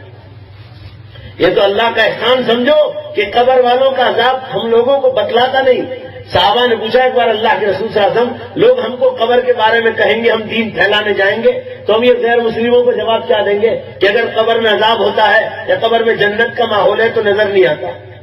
تو آپ صلی اللہ علیہ وسلم کو وہی آئی اور بتلایا گیا کہ ان لوگوں کو بتلا دینا کہ اللہ کے احسانوں میں ایک احسان ہے کہ قبر والوں کی سزائیں ان کو اگر مار پڑتی نماز چھوڑنے پر، روزہ چھوڑنے پر، زکوٰۃ ادا نہ کرنے پر، حج نہ کرنے پر، یا حج میں دیر کرنے پر، یا قربانی نہ کرنے پر، یا غلط طریقے پر زندگی گزارنے پر اگر ان کو مار پڑتی ہے قبر میں تو اللہ تعالیٰ زندہ لوگوں کو بتلاتا نہیں ہے. اللہ کا احسان سمجھو. فرمایا اللہ تعالیٰ نے کہ اگر میں قبر والوں کا عذاب تم کو بتلا دوں گا، مسلمانوں صحیح حدیث میں ہے، تو اللہ نے فرمایا میری عزت کی قسم تم اپنے مردوں کو دفن کرنا چھوڑ دو. آمین کہو. اللہ ہمارے تمام مرحومین کی بخشش فرمائے، اللہ ہماری بھی مغفرت فرمائے، اللہ ہماری نسلوں کی بھی مغفرت فرمائے. میں یہ عرض کرنا چاہ رہا تھا اللہ والوں کی صحبت، اور جس کو رسول اللہ صلی اللہ علیہ وسلم کی صحبت مل جائے اس کا کیا کہنا مسلمان. امام مسلم رحمۃ اللہ علیہ حدیث نقل کر رہے ہیں سیدنا عثمان غنی رضی اللہ عنہ کو آپ کی صحبت سے کیا اونچا مقام ملا. اس سے آپ اندازہ لگاؤ کہ اللہ والوں کی صحبت سے آدمی کو کیا ملتا ہے. حضرت عائشہ صدیقہ رضی اللہ تعالیٰ عنہا حدیث بیان کرتی کہ رسول اللہ صلی اللہ علیہ وسلم گرمی کا زمانہ تھا، آپ گھر میں تشریف لائے اور آپ نے اوپر کا جبہ مبارک نکالا اور آپ نے لٹکا دیا اور آپ بیٹھ گئے اور آپ نے لنگی مبارک پہن لی. اور یہ اسی مبارک کمرے کا واقعہ ہے جس میں اس وقت رسول اللہ صلی اللہ علیہ وسلم آرام کر رہے ہیں، جس کو ہم آپ کی قبر مبارک کہتے ہیں. یہ حضرت عائشہ رضی اللہ تعالیٰ عنہا والا کمرہ ہے. ابوبکر صدیق اور حضرت عمر فاروق رضی اللہ تعالیٰ عنہما نے اجازت مانگی تھی حضرت عائشہ سے کہ عائشہ اگر تم اجازت دو اور اگر ہماری موت آ جائے تو ہمیں رسول اللہ کے بغل میں دفنایا جائے. تو حضرت عائشہ نے اجازت دے دی رضی اللہ تعالیٰ عنہ. اس لیے ان دونوں حضرات کی قبر بغل میں ہے. مجھے یہ عرض کرنا ہے اسی قبر مبارک کا واقعہ ہے. یہ حضرت عائشہ رضی اللہ تعالیٰ عنہ کا مبارک کمرہ ہے جس میں رسول اللہ صلی اللہ علیہ وسلم کے ساتھ وہ رہتی تھی. فرماری میں نے تکیہ لگا دیا, بہت سخت گرمی تھی اور آپ کا پسینہ مبارک بہ رہا. آپ کے پسینے مبارک کا بھی کیا عرض کروں مسلمانوں.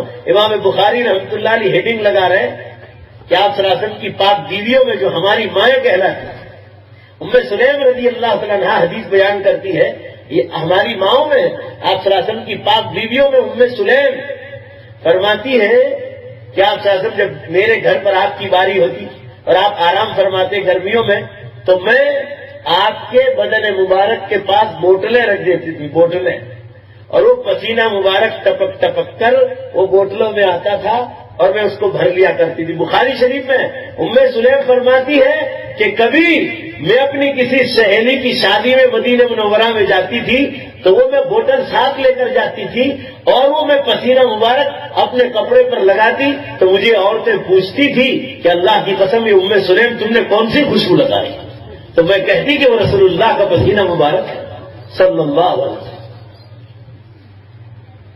بہرحال مسلمانوں میں یہ عرض کر رہا تھا آپ صلی اللہ علیہ وسلم گرمی کے زمانے میں آرام فرما بیٹھے ہیں, تکیہ پیچھے لگا ہوا. دیکھو پورا قصہ کتنا احتیاط کے ساتھ وہ حدیث بیان کر رہے ہیں کہ آپ صلی اللہ علیہ وسلم نے ایسے پاؤں مبارک لمبے کیے ہیں آرام کے طور پر, اور لنگی مبارک چڑھائی یہاں پنڈلی تک. آپ کی جو پنڈلی مبارک ہے وہاں تک آپ نے لنگی مبارک چڑھائی, سطر تو یہاں تک آپ نے چڑھائی گرمی کی وجہ سے. کبھی بیٹھے ہی تھے اور اتنے میں کسی نے دروازہ نوک کیا, پوچھا ممبل باپ دروازے پر کون ہے؟ تو جواب ملا انا ابو بکر یا رسول اللہ. حضرت عائشہ کے والد ہیں, انا ابو بکر یا رسول اللہ, اللہ کے رسول میں ابو بکر کا اندر آؤ. حضرت عائشہ کے والد تھے وہ. جیسے آئے والد کے سامنے پردے کا حکم نہیں, سسر جی کے سامنے بھی دلہن کو پردے کا حکم نہیں, اس کو بھی باپ بنایا ہے شریعت. تشریف لائے, مسافہ کیا اور دین کا چرچا شروع ہو گیا. تھوڑی دیر ہوئی دوسری بار دروازہ نہ ہوا, پوچھا کون؟ عمر بن الخطاب یا رسول اللہ, اللہ کے رسول عمر بن الخطاب. دیکھو حضرت عائشہ فرماتی ہے سیدنا ابوبکر صدیق رضی اللہ عنہ تشریف لائے تو آپ جس حالت میں تھے اسی حالت میں بیٹھے, حرکت بھی نہیں کی. عمر فاروق تشریف لائے, اندر آؤ, اسی حالت میں بیٹھے رہے, مسافہ کیا اور دین کا چرچا شروع ہو گیا. تھوڑی دیر ہوئی تیسری بار دروازہ نہ ہوا, پوچھا کون؟ حضرت عمر فاروق آئے تو سیدہ عائشہ نے پردہ چہرے پر چادر ڈال دی. آمین کہو گے؟ اللہ ہماری ماں بہنوں کو بھی پردے کی توفیق عطا فرمائے. اس بچی نے کتنی بہترین تقریر کی. آج دنیا میں زنا خوریوں کا جو مین وجہ ہے مسلمانوں بے پردگی کے اسباب. مسلمان پڑھتے بھی ہیں دنیا کی چیزیں مگر کوئی دھیان سے پڑھتا نہیں. ابھی چترا لیکھا نے رمضان سے پہلے 10 پیج بھر کر لکھا تھا, 10 پیج بھر کر. دیکھو میں کہتا تو آپ کہتے کہ آپ تو مولانا صاحب ہیں, مگر چترا لیکھا والے نے لکھا اور میں نے اپنا پیپر جو اس وقت 57 کنٹریز میں جاتا ہے, میں نے 57 ملکوں میں وہ لکھ کر بھیجا کہ لو یہ غیر مسلم لوگ لکھ رہے کہ عورت باہر آ گئی کالج میں لڑکوں کے ساتھ, یونیورسٹیوں میں, دکانوں پر, فیکٹریوں پر, ریلوے کے کھاتے میں, ایون پارلیمنٹ میں, پولیس کھاتے میں, اور بازاروں میں, شاپنگ مال میں. تو کیا کیا نقصانات ہیں وہ چترا لیکھا والے نے لکھا تھا. چترا لیکھا والے کتنے نقصانات, مگر یہ مسلمان نہیں سمجھتے. ہم کہتے ہیں لڑکیوں کو خوب تعلیم دو مگر ایک ہماری شرط منظور کرو جو اللہ نے بتلائی. بھائی کہو نا انشاءاللہ کرو گے؟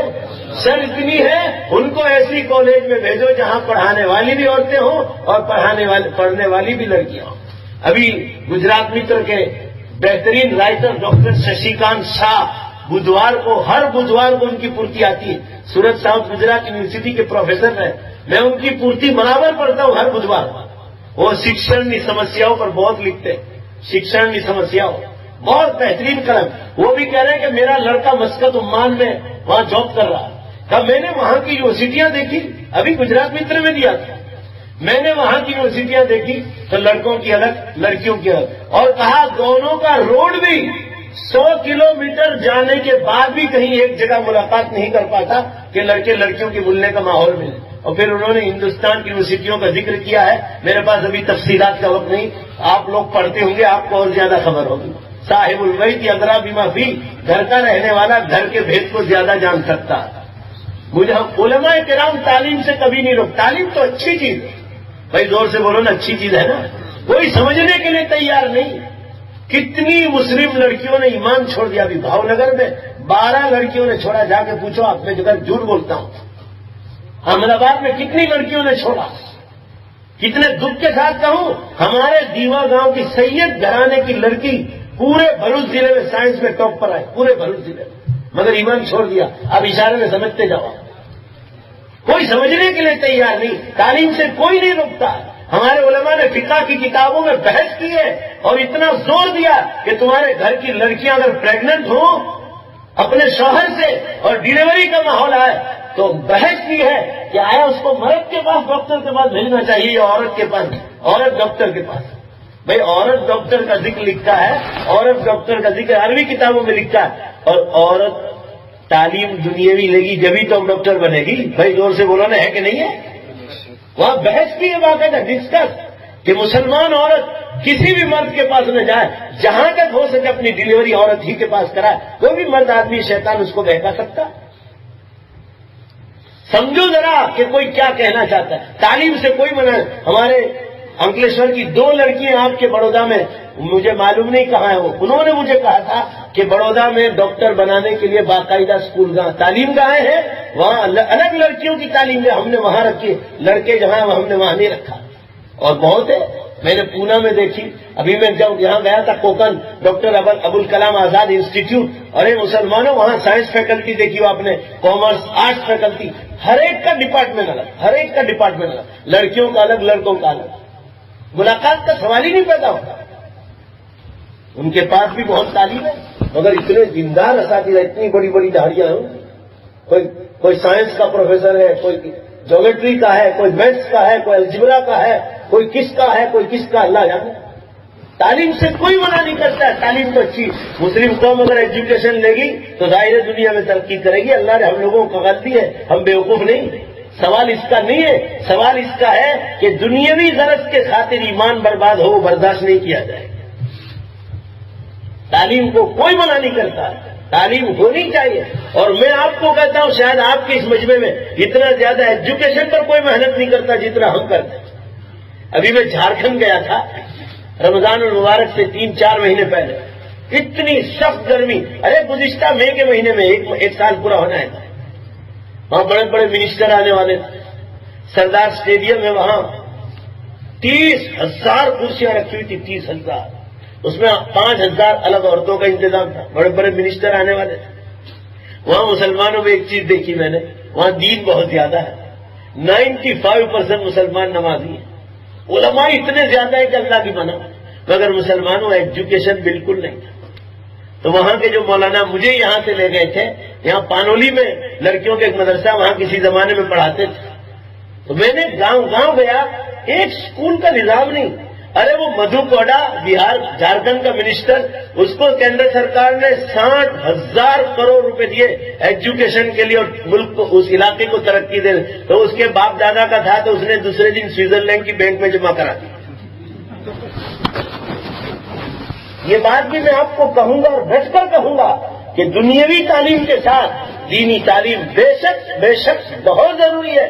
جو دینی تعلیم آپ کے اولادوں کے دلوں میں نہیں ہوگی، اللہ کا خوف کبھی بھی نہیں آئے گا۔ دینی تعلیم ہی میں پاور ہے جو کسی انسان کو گناہ سے بچا سکتا ہے۔ اللہ کا خوف آئے گا، آخرت کا ڈر، خدا کے سامنے حاضری کا خیال، یہی چیز آدمی کو گناہوں سے روکے گی۔ بولو بھائی، روکے گی کہ نہیں روکے گی؟ لہذا دنیاوی تعلیم کے ساتھ دینی تعلیم بے حد ضروری ہے۔ امام بخاری رحمۃ اللہ علیہ نے بخاری میں ہیڈنگ لگایا، كان اصحاب النبي صلی اللہ علیہ وسلم يتعلمون في كبر السن، صحابہ کرام بڑھاپے میں بھی علم حاصل کرتے تھے۔ علم کی کوئی عمر تھوڑی ہے، علم تو بڑھاپے میں بھی حاصل کرو۔ میں کینیڈا ٹورنٹو یونیورسٹی میں کسی نے کہا کہ عربی کا بہت بڑا کتب خانہ ہے، ہمیں اپنے گاؤں کے نوجوان مجھے لے گئے وہاں ٹورنٹو یونیورسٹی دیکھنے. وہاں دیکھا وہ ہمارے آبا و اجداد کی کتابیں، تفسیر، حدیث، فقہ، خدا جانے کیا. وہ پوچھنے گئے آفس کی سائڈ، تو میں وہاں بہت بڑا گراؤنڈ تھا ٹورنٹو یونیورسٹی میں، ایک بڈھا بیٹھا ہوا تھا، بہت بڈھا تھا. میں نے ان کو پوچھا کہ آپ کی طبیعت کیسی ہے، نام پوچھا تو انہوں نے بتایا، مذہب پوچھا تو کہا میں کرسچن ہوں. آپ کی عمر کتنی؟ تو اس نے کہا کہ 79 ایئرس اولڈ، 80 سال میں ایک سال کم تھا. میں نے کہا آپ اس بڑھاپے میں یہاں بیٹھے گرمی میں، گرمی سورج کی ہو رہی تھی، اپریل میں گیا تھا. میں نے کہا آپ یہاں کیوں آئے؟ تو مجھے کیا جواب دیا اس نے معلوم ہے؟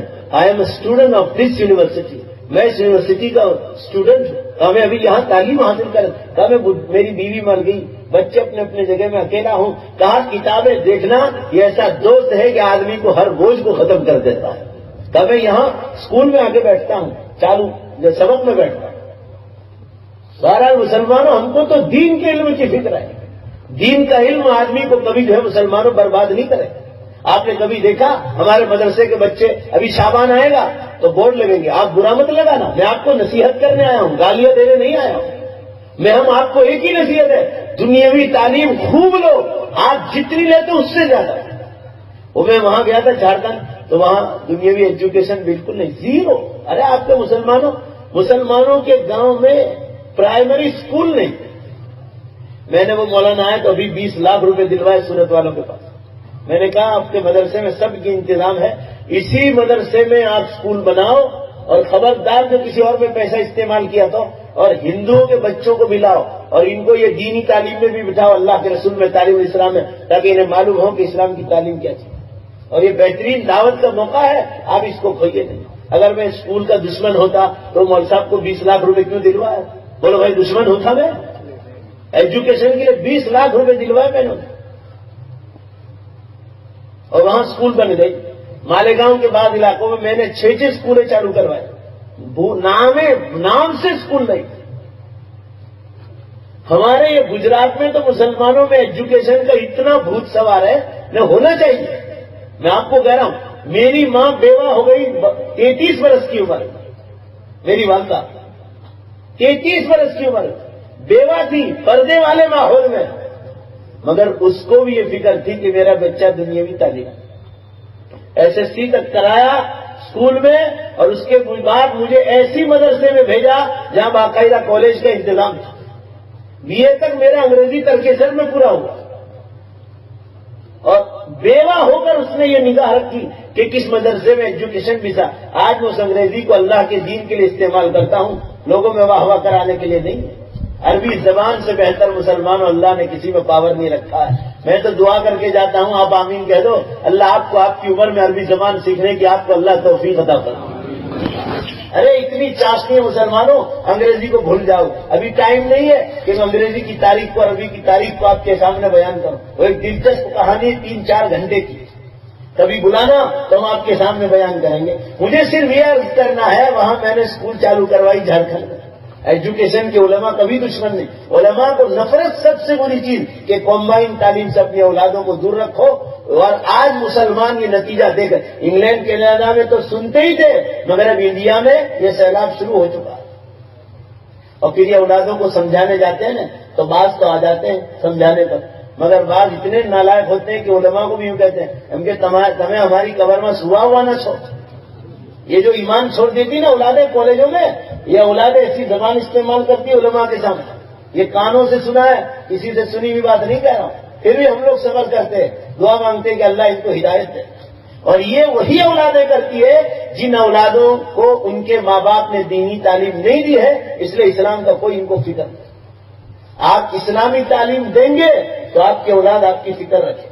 بہت دکھ کی بات ہے کہ اولاد ایمان چھوڑ.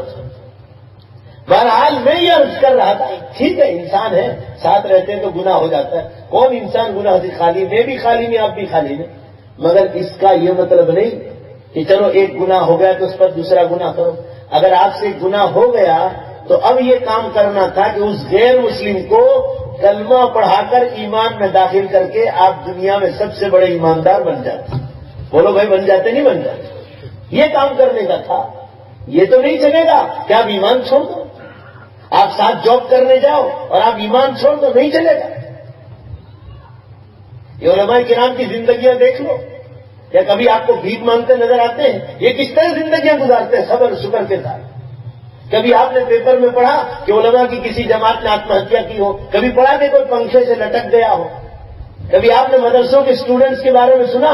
آپ شابان میں آؤ ہمارے مدرسوں میں, گیٹ پر صدر گیٹ پر بورڈ لگتا ہے, عربی فرسٹ میں اتنے فیل ہوئے, عربی سیکنڈ میں اتنے فیل ہوئے, عربی تھرڈ میں اتنے فیل ہوئے, مشکات میں اتنے فیل, سب کو نیچے درجے میں اتار دیا جاتا ہے. کوئی 5 پیسے کی بھی رشوت نہیں چلتی وہاں, 5 پیسے. وہ آتم ہتیا کیوں نہیں کرتے؟ کتنے روزانہ, میں تو ہندوؤں میں بھی جاتا ہوں, 1100 کے قریب میرے دین دنیا کے گاہک ہیں ہندو لوگ. وہ لوگ مجھے بلاتے ہیں. ابھی میں مسکان ایجوکیشن ٹرسٹ میں گیا تھا, نوساری والوں نے بولا 90% ہندو بیٹھے ہوئے, 90. اور میں نے کھلے عام ان کو اسلام کی دعوت دی. میں نے کہا میں آپ کو زبردستی نہیں کہہ رہا ہوں, میں نے آپ کا دھرم کا مطالعہ کیا, آپ بھی میرے دھرم کا مطالعہ کرو. مطالعہ کرنے میں کیا نقصان؟ انڈیا تو فریڈم ہے, ہر چیز کی آزادی ہے, کوئی زبردستی نہیں. پڑھائی کرنے میں کیا مشکل تھا؟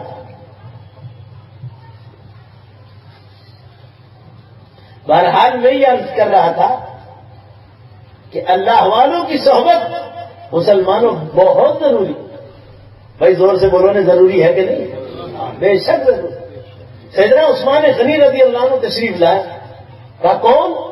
کہنا عثمان ذی النورین یا رسول اللہ. اندر آؤ, سنو دھیان سے مسلمان. حضرت عائشہ اسی حدیث کو بیان کر رہی ہے. تھوڑی دیر میں عثمان غنی رضی اللہ عنہ تشریف لائے. جیسے عثمان غنی رضی اللہ عنہ تشریف لائے, آپ شاسن کی لنگی مبارک پنڈلی مبارک تک چڑھی تھی گرمی کی وجہ سے. جلدی جلدی رسول اللہ صلی اللہ علیہ وسلم نے لنگی مبارک سیدھی کر لی اور آپ کھڑے ہو گئے اور آپ نے ان کو گلے سے لگایا.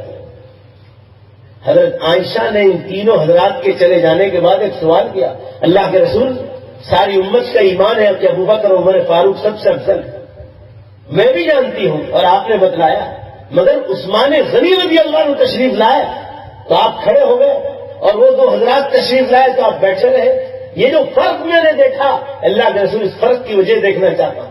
تو آپ صلی اللہ علیہ وسلم نے فرمایا, اے عائشہ تم یہ فرق پوچھنا چاہتی ہو تو اب میں تجھے یہ بیان کرنا چاہتا ہوں کہ مجھے اللہ نے آسمانوں سے بتلایا, میں اللہ کا آخری نبی ہوں اور بولو بے شک سارے نبیوں کا سردار ہوں. مجھے اللہ نے اگلے پچھلوں کا سب کا علم دیا. مجھے عثمان کے بارے میں اللہ نے آسمانوں سے وحی کے ذریعے بتلایا کہ محمد صلی اللہ علیہ وسلم عثمان غنی نے آپ سے جو قصب فیض کیا ہے, ایک خاص معاملے میں پوری امت کے صحابہ میں وہ فیض کسی نے حاصل نہیں کیا. یعنی یوں ساری امت میں افضل ابو بکر ہے, اس میں کوئی شک نہیں, مگر ایک معاملے میں عثمان غنی افضل ہے. جیسے آپ صلی اللہ علیہ وسلم نے صحابہ سے بھی افضل مجھے اور آپ کو ایک معاملے میں گنوایا, مشکات شریف میں. کس معاملے میں؟ ہم جاہل ہیں, ان کو خبر ہی نہیں. آپ صلی اللہ علیہ وسلم نے ایک بار صحابہ سے فرمایا تھا, میرے صحابہ تم نے تو قرآن کو آسمانوں سے اترتے دیکھا ہے. بھائی بولو نے دیکھا ہے کہ نہیں دیکھا ہے؟ تم نے محمد صلی اللہ علیہ وسلم کی زیارت کی ہے, تم میری صحبت میں رہے ہو, تم نے جبریل امین جب آتے تھے اس وقت کے ٹائم کو تم نے دیکھا ہے, خیر القرون زمانوں کے بہترین زمانے کو تم نے دیکھا ہے. مگر اے میرے صحابہ بے شک تم افضل ہو ہر معاملے میں, مگر ایک معاملے میں قیامت سے پہلے پہلے جو مسلمان آئیں گے جنہوں نے مجھے دیکھا نہیں ہے, جنہوں نے قرآن کو اترتے دیکھا نہیں ہے اور جنہوں نے قرآن کی وحی کو اترتے نہیں دیکھا, جبریل امین کے آنے کا وقت ان کو معلوم نہیں تھا, یہ مقام انہوں نے دیکھا نہیں, اس کے باوجود ان کا ایمان اتنا مضبوط ہوگا کہ ان کو کوئی قتل بھی کر ڈالے گا تو بھی وہ ایمان نہیں چھوڑیں گے. کہ اللہ کے رسول وہ کون تھا؟ پچھلے آنے والے مسلمان جنہوں نے مجھے نہیں کہا. فرمایا ایک معاملے میں تجھ سے افضل. اس معاملے بھائی آپ لوگ زور سے جواب دو, بات سمجھ رہے ہو آپ لوگ؟ کہا ایک معاملے میں عثمان سب سے آگے. فرمایا اللہ کے رسول کیا بات ہے؟ فرمایا شرم و حیا میں. کہا وہ کیا بات ہے کیا؟ تو آپ صلی اللہ علیہ وسلم نے کیا جواب دیا؟ میری ماں بہنوں تک اگر میری آواز جاتی ہو تو ذرا وہ میری ماں بہنیں دھیان سے سنیں. آپ صلی اللہ علیہ وسلم نے سیدہ عائشہ رضی اللہ تعالیٰ عنہا سے فرمایا واللہ واللہ یا عائشہ، اے عائشہ اللہ کی قسم انا لا استحی من رجل تستحی منہ الملائکۃ، اے عائشہ اللہ کی قسم کیا میں اس آدمی سے شرم نہ کروں جس سے اللہ کے فرشتے شرم کرتے ہیں، جس سے اللہ کے فرشتے شرم کرتے ہیں، اس آدمی سے میں شرم نہیں کروں؟ کہ مجھے اللہ نے آسمانوں سے بتایا ہے کہ اس آدمی میں اللہ نے شرم و حیا زیادہ رکھی. آدمی جب شرم و حیا چھوڑتا ہے تو جو چاہے زندگی گزارتا ہے. آج کل کے مسلمان سب بے شرم ہوتے جا رہے ہیں کیونکہ ٹیلی ویژن پر آنے والوں کے پروگرامز دیکھتے ہیں. ٹیلی ویژن پر آنے والے کوئی اچھے لوگ تھوڑے ہیں. 2001 میں میری یوسف خان دلیپ کلمار کے بنگلے پر ان کے یہاں پروگرام ہوا تھا 2001 میں. تو مجھے کہہ رہے تھے کہ مولانا ہم لوگ خود اپنی زندگی پر پچھتا رہے ہیں اور لوگ ہماری سیریلیں دیکھتے ہیں کہ ہم تو اس زمانے میں جاہل تھے، اب بڑھاپا آ گیا توبہ کر لی ہم نے. 2001 میں کہہ رہے تھے کہ ہم لوگ کوئی اچھے لوگ تھوڑے ہی ہیں. اور وہ زارو قطار رو رہے تھے جب قبر کے عذاب کا ذکر آیا. اب تو ماشاءاللہ ان کی زندگی کا کیا پوچھنا. میں نے 2001 میں بھی ان سے ملاقات کی تھی. مولانا حمزہ صاحب دلی نظام الدین سے فارغ ہیں، وہ 5 وقت کی باجماعت ان کو نماز پڑھاتے اور ان کے گھر میں 20-25 آدمی آفس میں کام کرتے ہیں. یوسف خان کیا سب کو جماعت کے ساتھ نماز پڑھواتے اور 6-7 عورتیں گھروں میں، فریدہ جلال اور خدا جانے کیا کیا نام ہے، سب بیٹھی ہوئی تھی. وہ سب بھی پیچھے کھڑی ہو کر جماعت کے ساتھ نماز پڑھتی فجر کی نماز میں. اور یوسف خان مجھے بتلا رہے تھے مولانا کئی سالوں سے معمول ہو گیا کہ فجر سے پہلے 1 گھنٹہ اللہ کے سامنے کھڑا ہو جاتا. کبھی بھی آدمی کو اللہ توبہ کی توفیق دے دیتا. بہرحال جو لوگ ٹیلی ویژنوں پر رات دن بیٹھے رہتے ہیں وہ بے شرم بنتے ہیں. ابھی میں ٹہلنے کے لیے نکلا، 40 سال کے لڑکے، 20 سال کے، 40 سال کے مرد، 20 سال کے لڑکے، 15 سال کے لڑکے، 17 سال کی لڑکیاں، 20 سال کی لڑکیاں، اتنی پینٹیاں پہن کر روڈوں پہ رکھا تھا. اتنی پینٹ. انسان اپنے مالک کو پوری طرح بھول چکا ہے. مسلمانوں اب ایک ہی فیصلہ ہے کہ قیامت آ جائے اور دنیا کو ختم کر دے. انسان اتنے ننگے پن پر اترا ہے، 50 برس کی عورتیں یہ پہن کر نکلتی ہے. کیوں؟ وہ ٹیلی ویژن پر فلمی ایکٹروں کو دیکھتی تھی حالت میں، فلم اسٹاروں کو غرض لوگ دیکھتے ہیں. اور مسلمانوں میں بھی 1% یہ تماشا ہو رہا ہے. 1% گھس چکا ہے. یہ بیماریاں گھس چکی، سڑاپن لگنے لگا کیونکہ وہ یہ سمجھتے ہیں کہ ہمارے پاس پیسہ ہے، ہم چو دنگرے نیس کسمار خانیس، ہمارے جیسا کوئی کسمار خان نہیں. ارے اللہ تعالیٰ دولت تو چلتے پھرتے بھنگی کو بھی دیتا ہے. ہاں، دولت مل جانا کوئی بڑی بات نہیں. میرے ایک دوست ہے سورت میں، مسلمانوں 2000 کروڑ کا آسامی ہے. 2000 مجھے پوچھے بغیر پانی نہیں پیتا ہے وہ، مگر کبھی بھی میں نے زندگی بھر اس کے سامنے کوئی اشارہ کنایا نہیں کیا. مگر وہ ہماری صحبت میں رہ کر اللہ کے سامنے روتا ہوا ہو گیا. دولت کیا چیز ہے؟ یہ تو آنی اور جانی ہے. ایک جھٹکے میں اللہ تعالیٰ لے تو ایسا لے لیتا ہے تو فقیر بنا دیتا اور دیتا ہے تو فقیروں کو مالدار بنا دیتا ہے. آج ہم لوگ سب فقیر تھے، اللہ نے سب کو دولت دے رکھی. کتنا پیسہ آ گیا. پیسہ آنے کے بعد مالک کا شکر ادا کرنا چاہے. یہ تو مطلب نہیں ہے کہ آدمی جو ہے آزاد بن جائے. آدمی کو اللہ کا اور شکر ادا کرنا چاہیے. ننگی سیریلیں دیکھنا، سیریلوں میں کیا بتلایا جاتا ہے؟ بد اخلاقیاں، کہ ماں باپ کو پوچھے بغیر شادیاں کرنا، بھاگ جانا، وکیلوں کا سہارا لے کر، کورٹ کا سہارا لے کر کہ 18 سال کی عمر ہو گئی چلو بھاگو، 20 سال کی عمر ہو گئی بھاگو. گندی سیریلیں دیکھنا یہ مسلمان کا کام ہے. میں نے ٹائمز آف انڈیا میں ڈاکٹر چھابرا جو انڈیا سپریم کورٹ کے چیف جج رہے ہیں ان کا ایک بار انٹرویو پڑھا. انٹرویو میں تو 25 سوال تھے. سدیشنا چیٹرجی نے انٹرویو لیا تھا، مگر ایک سوال جو بہت کام کا ہے نصیحت کے طور پر آپ کو کہتا ہوں، اللہ شاید کہ غیر مسلم سے بھی سبق لینے کی ہم کو توفیق دے. ڈاکٹر چھابرا کو سدیشنا چیٹرجی نے ایک سوال کیا کہ چھابرا صاحب آپ سپریم کورٹ کے چیف جج رہے، میں ایک سوال کرتا ہوں کہ آپ کی دونوں بیٹیاں دلی اسٹیٹ میں ایجوکیشن میں ٹاپ نمبر پر آئی، آپ نے پروفیسروں کے ساتھ یا سپلیمنٹری تپاسنے والوں کے ساتھ گپلا کیا لگتا ہے؟ سوال کیا سدیشنا چیٹرجی نے. تو ڈاکٹر چھابرا نے کہا کہ سدیشنا میں ایشور کی قسم کھا کر کہتا ہوں، تم چاہو تو کسی کو بھی جا کے یونیورسٹیوں میں جا کے پوچھ لو کہ کبھی میں کسی سے ملا، کہا میں سپریم کورٹ کا چیف جج رہا ہوں مگر میں دھارمک آدمی ہوں، میں اپنے مالک سے ڈرتا ہوں۔ انہوں نے یہ کہا کہ میری لڑکیاں دونوں کی دونوں پورے دلی اسٹیٹ میں اس لیے نمبر 1 پر آئی، مسلمانوں نصیحتیں تمہارا یہ جن لوگوں کے گھروں میں رات دن ٹیلی ویژن چلتا ہے، ڈاکٹر چھابرا کی نصیحت سنو۔ انہوں نے کہا سارے ہندوستانیوں کے گھر میں ایک برائی ہے جو میں سپریم کورٹ کا چیف جج رہا ہوں مگر آج بھی میرے گھر میں وہ برائی نہیں آئی ہے، اس برائی کے نہ ہونے کی وجہ سے میری بیٹیاں تعلیم میں آگے ترقی کرتی ہیں۔ کہا وہ کون سی برائی ہے جو آپ کے گھر میں نہیں ہے؟ کہا وہ ٹیلی ویژن کی برائی۔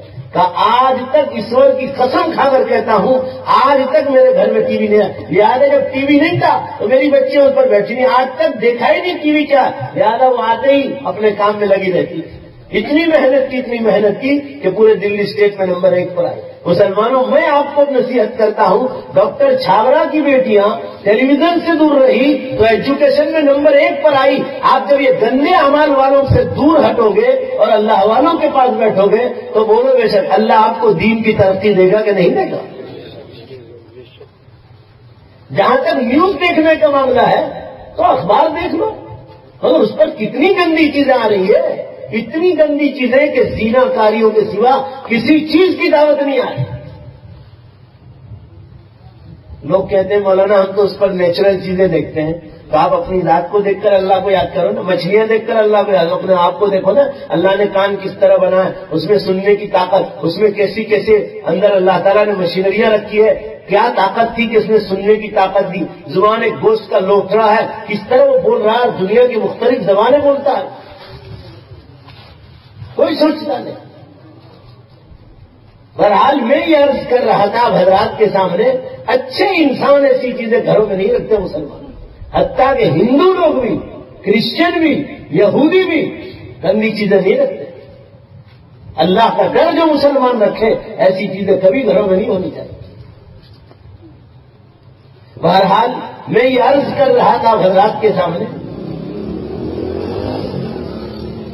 سیدنا ابوبکر صدیق آئے، عمر فاروق آئے تو آپ صلی اللہ علیہ وسلم بیٹھے رہے، عثمان غنی نے رضی اللہ تعالیٰ عنہ رسول اللہ صلی اللہ علیہ وسلم سے الگ چیز حاصل کی تو کس مقام پر اللہ نے پہنچایا کہ فرشتے بھی ان سے شرم کرتے۔ اور مسلمانوں یہ شرم و حیا دینی تعلیم سے آئے گی، دنیاوی تعلیم سے نہیں۔ دنیاوی تعلیم ضرور لو، مجھے بھی کہنے کی کوئی میں نہ کہوں گا تو بھی آپ لیں گے، مجھے خبر ہے، اور لینا ہی چاہیے۔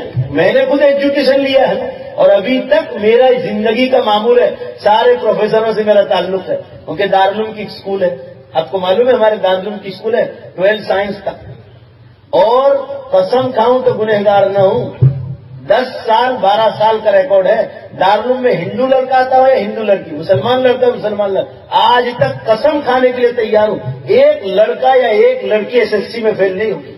آپ اسلامی کیسا نظام چلتا ہوگا آپ سے اتنا اندازہ لگا دیں، 100% ریزن۔ بھائی آپ لوگ زور سے بولو، بات سمجھ رہے ہیں آپ؟ کوئی ہندو لڑکی بغیر دوپٹے کے مدرسے کے کمپاؤنڈ میں جو مدرسے کی اسکول ہے اس میں نہیں آ سکتی، اسلامی لباس ہی میں آنا پڑے، اور وہ لوگ قبول کر رہے ہیں کہ یہی چیز اچھا ہے۔ ابھی کانتی لال بھٹ کا مضمون آیا تھا دیویہ بھاسکر میں اور لکھا تھا کہ یہ زبردستی جو ریپ ہو رہا ہے دنیا بھر میں یہ اس لیے کہ تم اپنی بیٹیوں کو، بیویوں کو، نواسیوں کو، پوتیوں کو، بھانجیوں کو، بھتیجیوں کو ننگے کپڑے پہن کر جو کمرے میں پہننا چاہیے وہ بازاروں میں اترانے کے لیے نکلتے ہو، تو ریپ نہیں ہوگا تو کیا ہوگا؟ اور پھر اس نے دوسرا ہیڈنگ دیا تھا دیویہ بھاسکر میں کہ اسلامی استریاں یعنی اسلامی عورتیں ہمستی پورا لباس ڈھانکتی ہے، تم کیوں نہیں ڈھانکتے؟ اپنی قوم کو کہا۔ تو اللہ کا شکر ادا کرنا چاہیے کہ ایک وقت ایسا آ جائے کہ ہندو ماں بہنوں کو یہی حضرات کہہ دیں کہ اب ایک ہی راستہ ہے کہ کرتے کے سوا عورت کی کوئی حفاظت نہیں، پردہ تو حفاظت ہے، پردے میں رہ کر عورت پوری دنیا کو کور کر سکتی۔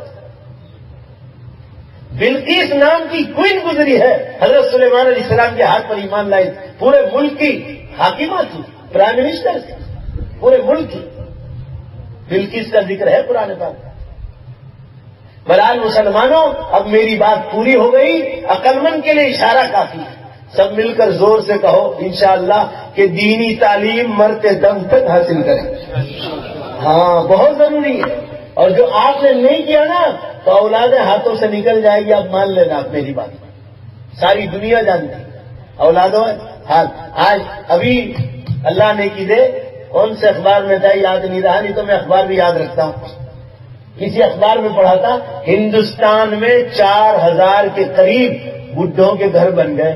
تو پیپر والا لکھ رہا تھا یہ اس لیے ہے کہ ہمارے پاس ساری تعلیم ہے مگر دھرم کی سنسکاری تعلیم ہی نہیں، اس لیے پڑھی لکھی اولاد اپنے ماں باپ کو بڈھوں کے گھر میں بیچ رہے. اور مسلمان اس لیے بچا ہوا ہے، زور سے بولو بے شک یہ اللہ نے اسلام کی برکت سے بچایا ہے کہ ماں باپ کا احترام کرتے ہیں. ارے مسلمانوں آپ کان کھول کر سن لو، ماں باپ کا اگر احترام نہیں کیا، ماں باپ نے بددعائیں نہیں بھی دی نا، تو بھی وہ اولاد دنیا میں مار کھا کے جائے. اردو زبان کا ایک شاعر کہتا ہے کہ چاہے تمہارے ماں باپ غیر مسلم بھی ہوں تو بھی اللہ نے نافرمانی کا حکم دی. اور یہ بات تو قرآن پاک میں ہے کہ تمہارے ماں باپ غیر مسلم بھی ہوں اور تم اولاد ایمان لائی ہو تو بھی ماں باپ کی نافرمانی کی اجازت نہیں. ہاں اگر وہ بڑھاپے کی وجہ سے ایک بات غلط بھی کہہ دے تو تھوڑی دیر کے لیے ہاں کہہ دو کہ ہاں آپ نے جو کہا وہ ٹھیک ہے. یہی اولاد کا طریقہ ہونا ہے. پھر جو اپنا کرنا ہو کرو، مگر یہ مت کہو جھڑک کر کہ تمہارا دماغ سٹیا گیا ہے تم چپ چاپ بیٹھو. نعوذ باللہ استغفر اللہ. مجھ بھی تھی تجھ بھی سے آگے بولو دھیری باپوریا. یہ پکنے ہی والے ہیں سب کے سب. یہ جتنے کالے کالے بال وانے سب آئندہ زمانے کے بڈھے لوگ بیٹھے. ہاں کسی اردو زبان کے شاعر نے کہا ہے خم کھاتی ہے خم کھاتی ہے بڑھاپے میں اس واسطے کمر ڈھونڈ ڈھونڈ کر. شاعر کہتا ہے خم کھاتی ہے بڑھاپے میں اس واسطے کمر جھک جھک کے ڈھونڈتی ہے جوانی کدھر گئی. وہ بڑھاپے میں جو کمر جھکی نا وہ ڈھونڈ رہی کہ جوانی کدھر گئی. اللہ تعالیٰ اس بڑھاپے سے پہلے اپنے مالک کے دین کے لیے کچھ محنت کی توفیق عطا فرما. ایک اردو زبان کا شاعر کہتا ہے جیسے درخت کاٹ دیا جائے تو وہ سایہ دینا اور ٹھنڈک دینا بند کر دے گا، لوگ پریشان ہو جائیں. کتنی مخلوق اس پر آرام کرتی ہے. یہ درخت کے نیچے درخت کے اوپر مخلوقات آرام کرتی. شاعر کہتا ہے اے ضیا ماں باپ کے سائے کی ناقدری نہ کر. اے ضیا ماں باپ کے سائے کی ناقدری نہ کر، دھوپ کاٹے گی جب یہ درخت کٹ جائے گا. یعنی ماں باپ جب دنیا سے چلے جائیں گے دنیا تجھے کاٹتی رہے گی، جیسے جھاڑ کٹنے پر سورج کی گرمی تجھے کاٹتی ہے، ماں باپ کے مرنے کے بعد ساری دنیا تجھے کاٹتی رہے گی. ایک اور اردو زبان کا شاعر کہتا ہے اللہ ہمارے ان جوانوں کو ماں باپ کے احترام کی توفیق عطا فرمائے. شاعر کہتا ہے کسی کے حصے میں کیا آیا کسی کے حصے میں کیا آیا. تو شاعر کہتا ہے کسی کے حصے میں مکان آیا تو کسی کے حصے میں دکان آئی. کسی کے حصے میں مکان آیا تو کسی کے حصے میں دکان آئی. میں سب سے چھوٹا تھا میرے حصے میں ماں آئی. اللہ نے اس کو ماں کی خدمت کی توفیق. کہا کچھ نہ ملا کوئی بات نہیں مگر مجھے ماں کی خدمت میں. بہرحال مسلمانوں دینی تعلیم بہت ضروری چیز یاد رکھو، اور یہ چیز نہیں ہوگی تو بعد میں رونا پڑے گا. اور اب آخری بات سن لو، 2 منٹ میں ختم کر دوں گا. ہم لوگ جس زمانے میں آئے ہیں یہ دنیا کے آخری انتم دن چل رہے ہیں. کان کھول کر سن لو. دنیا ٹوٹنے کے بالکل آڑے پہ آ چکی ہے. اور میں آپ کو 2-4 منٹ میں کہہ کر مجھے تو 2 گھنٹے کا سفر کرنا ہے، آپ لوگوں سے زیادہ مجھے جلدی ہے، مگر یہ بچوں کی وجہ سے یہاں آ کر بیٹھا ہوں. عرض یہ کرنا تھا کہ ہم لوگ جس زمانے میں آئے ہیں آپ لوگ دیکھ رہے ہیں 2007 سے دھرتی کم چالو ہے. 2007 سے میں اپنی ڈائری میں نوٹ کرتا ہوں. ذرا ایک بار جواب دو گے بھائی کون سے سن سے چالو ہے؟ 2000. 2 مہینے میں ایک آتا تھا. اب پچھلے 6 مہینے سے دیکھ رہا ہوں، اگر قسم کھاؤں تو گنہگار نہ ہوں، 2-4 دن میں یہ رفتار شروع ہو گئی. اور پھر یہ دوسرے 2 مہینے سے دیکھ رہا ہوں، بلکہ 3 مہینے سے، جنوری سے، قسم کھاؤں تو گنہگار نہ ہوں، ہر دن میں روزانہ کا دھرتی کم کی خبریں آ رہی. ابھی 4 تاریخ کو میں ادھر نوساری میں تھا، 3 اور 4 کو میں نے ایک جگہ کہا کہ دیکھو یہ 7 پورے ہفتے کا ریکارڈ میں نے بیان کیا، کون سے دن کہاں آیا پورے ہفتے کا. میں نے کہا بھی 2 دن سے اخبار میں آیا نہیں، اور میں نے کہا دیکھو میں اللہ سے مانگتا نہیں ہوں، دھرتیکم تو مصیبت ہے، مصیبت مانگنا بہت بڑا گناہ ہے، مگر میں صرف اللہ کا پروگرام بتلا رہا ہوں کہ مسلمانوں مان جاؤ، اتنے زلزلے چالو ہو گئے، اتنے زلزلے کہ آدم علیہ السلام سے لے کر آج تک کی تاریخ میں اتنے زلزلے کبھی نہیں ہوئے، تاریخی ریکارڈ بتلا رہا۔ یہ میں نے 3 تاریخ کو کہا، 2-4 دن کے بعد خبر آئی کہ انڈونیشیا سمیت پوری دنیا میں 23 جگہ دھرتیکم ہوئے۔ بولو نے بھائی کتنی جگہ؟ اور انڈونیشیا میں 8 فیٹ زمین اندر چلی گئی، 8 فیٹ۔ جاپان کے زلزلے کو آپ بھولے نہیں، 1.5 لاکھ آدمی کا کچومر کر دیا۔ ارے مسلمانوں، ان کے اڑو مٹھک کو ایسے اڑایا، ایسا اڑایا اللہ نے کہ 3 دن کے بعد پرائم منسٹر اس جگہ کو دیکھنے گیا تو ان کو یہی پتا نہیں کہ اڑو مٹھک کہاں تھا۔ بولو نے بے شک اس مالک کی طاقت تو دیکھو بھائی، بولو نے بے شک وہ کتنی بڑی طاقتوں کا مالک۔ قرآن پاک میں کہا گیا ہے تم ایک ملک کی بات کرتے ہو، جب میں قیامت لاؤں گا، قرآن میں پاک میں ہے، تو تمہارے آنکھ کے پلکارے کو آئینے میں دیکھ لو، بس اس میں کتنی دیر لگتی ہے؟ اللہ فرما رہے مجھے اتنی بھی دیر نہیں لگتی۔ وما امر الساعة الا كلمح البصر او هو اقرب ان الله على كل شيء قدير۔ وہ مالک کی زبان تو دیکھو، فرمایا جب ہمارا فیصلہ قیامت کا آئے گا تو تمہاری آنکھ کے پلکارے کے برابر، او هو اقرب، قرآن کہتا ہے کہ وہ آنکھ کا پلکارا تو تم کو سمجھانے کے لیے، ورنہ اللہ فرما رہے میں آنکھ کے پلکارے کا بھی محتاج، بولو بھائی نہیں، 1 سیکنڈ سے کم ٹائم میں 7 آسمان و زمینوں کو توڑ دو۔ رسول اللہ صلی اللہ علیہ وسلم نے فرمایا تھا کہ مسلمانوں جب تم قیامت سے پہلے دیکھو یہ حالات اور میں تو دنیا سے چلا جاؤں گا، فرمایا ستکون بعدی زمن، میرے بعد زمانہ آئے گا، کیا دیکھو گے تم؟ اذا کثرت الکذب، جب جھوٹ بولنا بہت عام ہو جائے، دھیان دینا، والخمر، اور جب شراب پینا بہت عام ہو جائے۔ ارے مسلمانوں، کسی کو موبائل پر بات کرتے تو دیکھو کتنی دیر، آپ اندازہ آ جائے گا 2 منٹ میں کہ لوگ کتنا جھوٹ بولتے۔ ابھی اخبار میں تھا ایک دن قصہ کہ 2 آدمی فون پر بات کر رہے تھے، کہا تو کہاں ہے؟ ایک کہہ رہا میں نوساری میں ہوں، دوسرا کہا کہ میں بمبئی آیا ہوں، جھوٹ بول رہا، اور 15 منٹ کے بعد دونوں کی ایک ہی شہر میں ملاقات ہوگی، دونوں جھوٹوں کی ایک ساتھ ملاقات ہوگی ایک ہی شہر میں۔ اور پھر نالائقوں نے پیپر میں دیا پترکار کو کہ 2 لائٹس کو، اس کو پھر مذاق سمجھتے، کتنا جھوٹ بولا جا رہا ہے۔ قرآن پاک میں ہے جھوٹ بولنے والوں پر اللہ کی لعنت ہے، آدمی اللہ کی نظر سے گر جاتا ہے۔ آپ صلی اللہ علیہ وسلم نے فرمایا وہ لوگ میران، ارے مسلمانوں مذاق میں بھی جھوٹنا ہو۔ بخاری اور مسلم کی متفق علیہ حدیث ہے، رواہ مشکات، فرمایا آسمانوں پر بندہ مومن سچ بولتا ہے یہاں تک کہ روزانہ فرشتے آسمانوں پر اس کا نام صدیق لکھتے ہیں، میرے بندوں میں سب سے بڑا سچا۔ اور انسان جھوٹ بولتا ہے، یہاں اتنا جھوٹ بولتا ہے کہ آسمانوں پر کذاب، فرشتے اس کا نام کذاب، کہ اللہ کے بندوں میں سب سے بڑا جھوٹا ہے۔ اللہ تعالیٰ مذاق میں بھی جھوٹ بولنے سے بچائے۔ شیخ سعدی رحمۃ اللہ علیہ فرماتے تھے در وغیرہ حافظہ کم باشد، جھوٹ بولنے والے کو اللہ دماغ کمزور کر دیتا ہے۔ اور نمبر 2 پر فرمایا والخمر، اور جب شراب عام ہو جائے۔ ابھی آپ نے پڑھا رمضان المبارک سے چند مہینے پہلے سورت شہر میں 10 غیر مسلم ڈاکٹر ایک ہی مجلس میں شراب پیتے پکڑا۔ ایمان نہیں تھا ان کے پاس، اسلامی تعلیم نہیں تھی، ایک ہی مجلس میں پکڑا، ایک مجلس۔ جب پڑھا لکھا طبقہ اتنا شراب پیتا ہے، آج گجرات سماچار اٹھاؤ، شاہ رخ خان کی پارٹی میں کتنے لاکھ کی ایک بوتل، کتنے ڈراپس، کتنے ہزار۔ مسلمانوں زلزلے نہیں آئے تو کیا آئے؟ آپ صلی اللہ علیہ وسلم فرمائے جب شراب عام ہو جائے، جھوٹ عام ہو جائے، اور جب جوا اور جگار عام ہو جائے۔ یہ IPL کی میچ میں ہمارے 15 سال کے لوٹے 500 روپے کھیلتے ہیں ایک ایک بال پر۔ دوسروں کی بات چھوڑو، رمضان المبارک میں پاناما میں تھا، میں انٹرنیٹ دیکھتا ہوں، روز پیپر آتا ہے کیونکہ 12 گھنٹے کا فرق، تو میں روز پیپر پڑھنے کی عادت تو دیکھو میں انڈیا کے حالات کیا، اپنا ملک ہے۔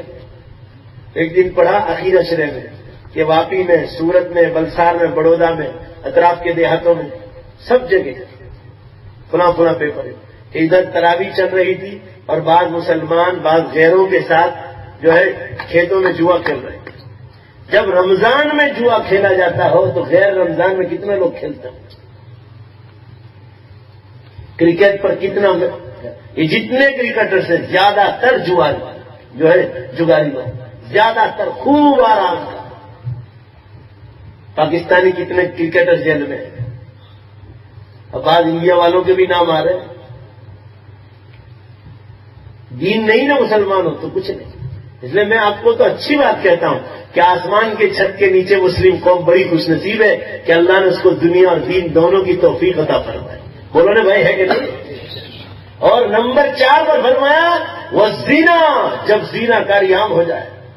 آج کتنی عام ہو گئی مسلمان، اتنی عام ہو گئی کوئی میدان خالی نہیں چھوڑا نالائقوں نے، کوئی میدان خالی نہیں چھوڑا.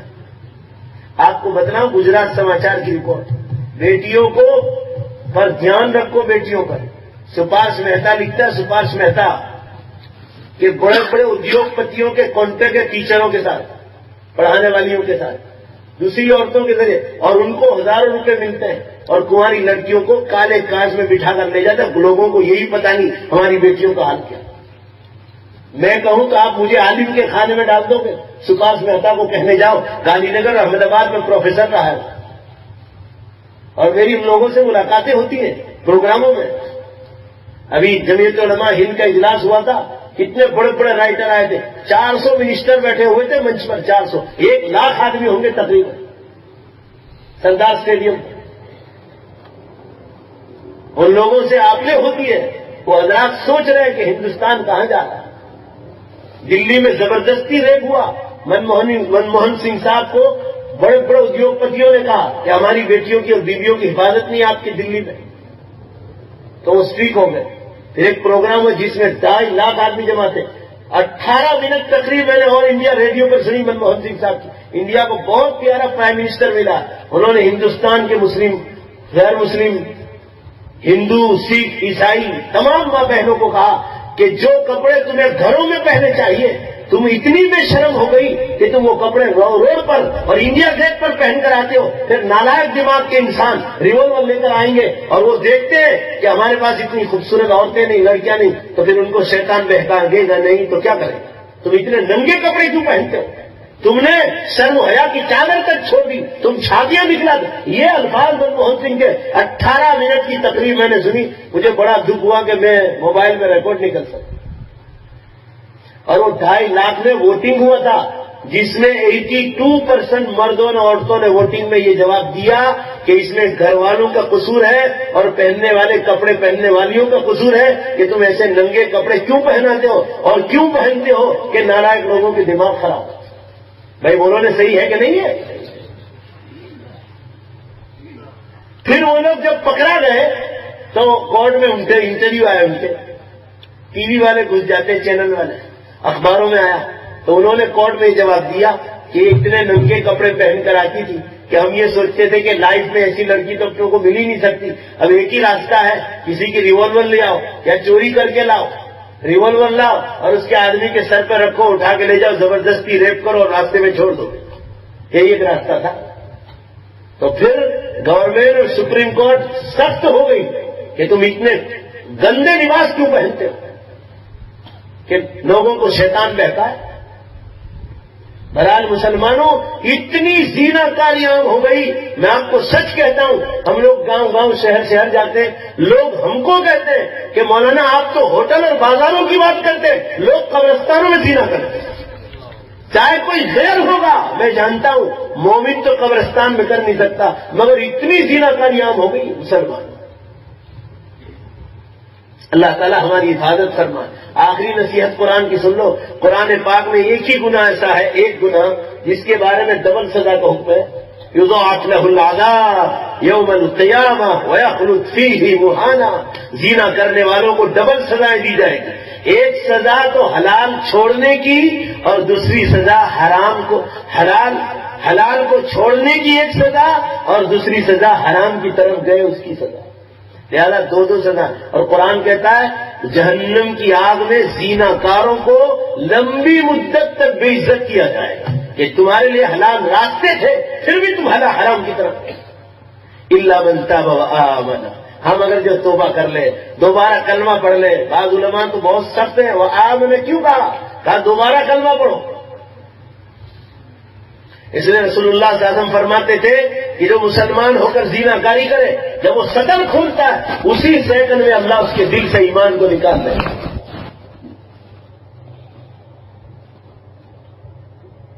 ادھر آپ صلی اللہ علیہ وسلم نے فرمایا جھوٹ، شراب، جوا اور زنا کاری، تو اس کے بعد کیا ہوگا؟ فرمایا فبعدها سنوات الزلازل، رسول اللہ صلی اللہ علیہ وسلم فرما رہے اس کے بعد دھرتی کم کے سال قیامت تک شروع ہو جائے گا۔ بھائی ایک بار تو بول دو زور سے، بولو بھائی شروع ہو گئے کہ نہیں ہو گئے؟ قسم کھاؤں مسلمانوں گنہگار نہ ہو، دنیا میں اتنے دھرتی کم نہیں ہوئے کبھی۔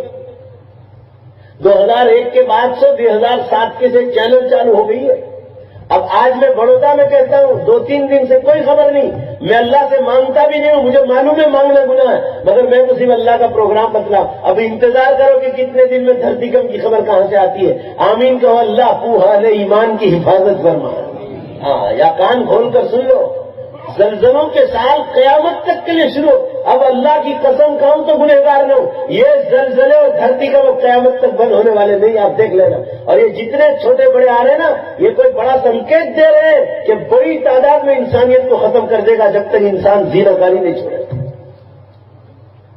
اور آگے فرمایا، ارے زنا کاری کی بات کرو مسلمان، ہندوستان اتنے گندی چال پر چل گیا ہے کہ کورٹ نے اجازت دے دی کہ مرد گناہ کرے اور عورت گناہ کرے۔ حضرت لوط علیہ السلام کے زمانے میں حضرت لوط علیہ السلام نے سمجھایا تھا کہ تمہارے مرد کے لیے عورت بنائی، عورت کے لیے مرد بنا، حلال طریقے سے استعمال کرو، اور خبردار جو یہ گناہ کیا تو، اور 3 دن کی مہلت دی تھی کہ 3 دن میں توبہ کر لو اس گناہ سے۔ مرد اور عورت یہی گناہ تھا حضرت لوط علیہ السلام کی قوم میں، نہیں مانا مسلمانوں، قسم خدا کی ایک کو نہیں چھوڑا، ایسا زلزلہ بھیجا پوری لوط علیہ السلام کی قوم کو تباہ کر دیا، ایک کو بھی نہیں چھوڑا۔ اب دوبارہ یہی وقت زمین پر آ چکا ہے اور انسان زنا کاریوں سے ہٹ کر گے پیپل بن رہا ہے، مرد اور عورت گناہ کر رہے ہیں، اور یہ وقت دوبارہ آ چکا۔ اور یہ بیماری امریکہ سے آئی، یورپ تک آئی، یورپ سے فرانس آئی، اور فرانس سے جو ہے ایشیا میں آئی، اب پوری دنیا میں یہ وبا پھیلی ہے۔ اور اللہ تعالیٰ چیلنج کر رہا ہے کہ لوط علیہ السلام پر جیسے حالات لائے تھے اب دوبارہ پوری دنیا پر حالات لا کر ایک جھٹکے میں پوری کائنات کو ختم کرو۔ اور آگے فرمایا وہ طوفان البحار، اس کے بعد سمندری طوفانی شروع ہو، امریکہ میں ہوا، آسٹریلیا میں ہوا، تھائی لینڈ میں ہوا، چین میں ہوا، انڈیا میں ہوا، چالو ہی ہے سمندری طوفان۔ اور ابھی تو سونامی کی خبریں آ گئی تھی، اللہ نے بچا لیا۔ اور آخری نشانی وطلوع الشمس من مغربها، آخری نشانی سورج پچھم سے نکلے گا، اس کے بعد وہ دھماکہ ہوگا جس کو قیامت کہا جائے۔ اللہ تعالیٰ اس قیامت سے پہلے ہمیں تیاری کی توفیق عطا فرمائے۔ مسلمانوں، ادھر قرآن و حدیث کا بیان، ادھر آپ آنکھوں دیکھے نظارے دیکھ رہے ہو کہ کتنے دھرتی کے مور ہیں، اور ادھر سائنس والوں نے 2009 سے اعلان کر دیا، 2009 سے انگریزی اخبار ٹائمز میں آیا، ڈومس ڈے از ناٹ فار۔ امریکہ کے سائنسدانوں نے کہا ڈومس ڈے از ناٹ فار، انتم دن اب بہت دور نہیں۔ یہ لوگ کہہ رہے ہیں ان 2050 the earth will be arid and empty۔ سائنسدان کہہ رہے ہیں 2050 تک میں دنیا کے ٹوٹنے کا خطرہ ہے۔ یہ لوگ تو مشینریوں سے اندازہ لگاتے ہیں، ان کا کوئی بھروسہ نہیں۔ ہم تو ہمارے لیے تو ایک خوشی کی بات ہے کہ جو قیامت کا انکار کرتے تھے، بولو بھائی بے شک انہوں نے قبول کر لیا۔ Doomsday is not far, doomsday is not far, بار بار اخباروں میں۔ اب تو مسلمانوں 2050 سے بھی اوپر آ گئے لوگ، 2013 پر آئے، اور ابھی تو ایک نئی لائے ہیں کہ 2012 دا ڈومسڈے، نئی فلم آ گئی 2012 کی۔ اور اس میں ایک بہت اچھی بات ہے، میں نے انگریزی اخباروں میں دیکھا کہ اس میں جو آدمی بول رہا ہے، اسپیچ دے رہا ہے، وہ بول رہا ہے کہ قیامت قریب کیوں آ گئی۔ دیکھو جو بات قرآن نے کہی وہی یہ لوگ کہہ رہے ہیں، کہا قیامت اس لیے قریب آ گئی کہ انسان جو ہے خدا کی راہ پر نہیں چلا ہے، he does not walk the path of the God، وہ خدا کی راہ پر نہیں چلا، اس لیے قیامت قریب آ گئی۔ یہ طرف قرآن و حدیث کا بیان، ادھر آنکھوں دیکھے حالات، اور ادھر سائنس والے، یہ تمام مل کر اس زمانے میں جمع ہو گئے ہیں۔ مسلمانوں، اب وقت آ گیا ہے کہ اللہ کی ذات پر یقین کر کے آخرت کی تیاری کو منظور کر لیا جائے۔ انہوں نے بھائی ہے کہ نہیں، یہ دنیا تو فانی ہے، وہ دوبارہ زندہ کرنے ہی والا ہے، مانو یا نہ مانو، اقرار کرو یا نہ کرو، دنیا بنائی ہے توڑنے کے لیے۔ اور قرآن میں آخری بات سن لو، چیلنج کیا ہے، جو پہلی بار پیدا کر چکا ہے قیامت کے دن بولو بے شک وہی دوبارہ پیدا کرے۔ اور قرآن میں فرمایا وہ احون علی، دوبارہ پیدا کرنا تو اللہ کے لیے بہت زیادہ آسان ہے۔ قرآن میں ایک دلیل دی ہے کہ دنیا میں ایک شارپ شوٹر ہے، ایک کو مارا اڑایا، دوسرے کو اڑایا، تیسرے کو اڑایا، لوکل کورٹ میں کیس چلا، جج نے کہا اس کو پھانسی لگے، بے قصور کو مارا، ہائی کورٹ میں گیا چھوٹنے کے لیے، ہائی کورٹ نے کہا نہیں چھوٹے، سپریم میں گیا، سپریم نے تو پھانسی پہ لٹکا ہی دیا۔ اللہ تعالیٰ قرآن میں دنیا کے بادشاہوں سے پوچھتے ہیں، قرآن پڑھو تو پتا چلے گا، دنیا کے بادشاہوں سے سوال کیا ہے، وہ حکم الحاکمین نے کہ دنیا کے بادشاہ ہو، جس کو تم نے پھانسی پر لٹکایا ہے، قرآن کا انداز تو دیکھو، اس نے میرے 3 بندوں کی جان ماری ہے، اور جب تم نے اس گنہگار کو پکڑ کے پھانسی دے دی تو 3 کی جان کے بدلے میں تم نے صرف 1 جان لی ہے، اس نے جو دوسری 2 جان ماری تھی اس کا حساب کون دے گا؟ بھائی ذرا زور سے بولو نا، 2 کا حساب باقی ہے کہ نہیں ہے؟ بھائی زور سے بولو نا، باقی ہے کہ نہیں ہے؟ بولو سب مل کر، دنیا کو کوئی بادشاہ پوری کی پوری سزا دے سکتا ہے؟ جب نہیں دے سکتا ہے تو اب بولو بے شک کہ اللہ کی قیامت کے سوا پورا فیصلہ کوئی نہیں کر سکتا، اسی لیے اللہ نے قیامت کو رکھا۔ اسی طرح نیک اعمال کا بدلہ دنیا کے سارے خزانے مل کر بھی مومن کی نیکیوں کا بدلہ نہیں دے سکتے، اسی لیے اللہ تعالیٰ نے فرمایا اس کا بدلہ تو ہم جنت ہی میں دیں۔ اس لیے مسلمانوں، ہمارے لیے تو گھی کیلے آئیں گے، قیامت آئے گا تو انشاءاللہ، بولو نا انشاءاللہ۔ ہاں، اگر قیامت آ بھی گئی وہ دوبارہ بولو، ارے مسلمانوں جنت کے لیے تو 10 بار انشاءاللہ بولنی چاہیے، ہم پیدا ہی ہوئے جنت کے لیے، بولو انشاءاللہ۔ اگر قیامت آ بھی گئی تو انشاءاللہ بولو تیسری بار، جنت میں جانے کا وقت آ گیا۔ اللہ ہم سب کو آخرت کی تیاری کی توفیق عطا فرمائے۔ بہت زیادہ وقت لے لیا، ازمن و جملہ جہاں امین بات، وآخر دعوانا ان الحمدللہ رب العالمین۔ درود شریف پڑھ لے، دعا کرو۔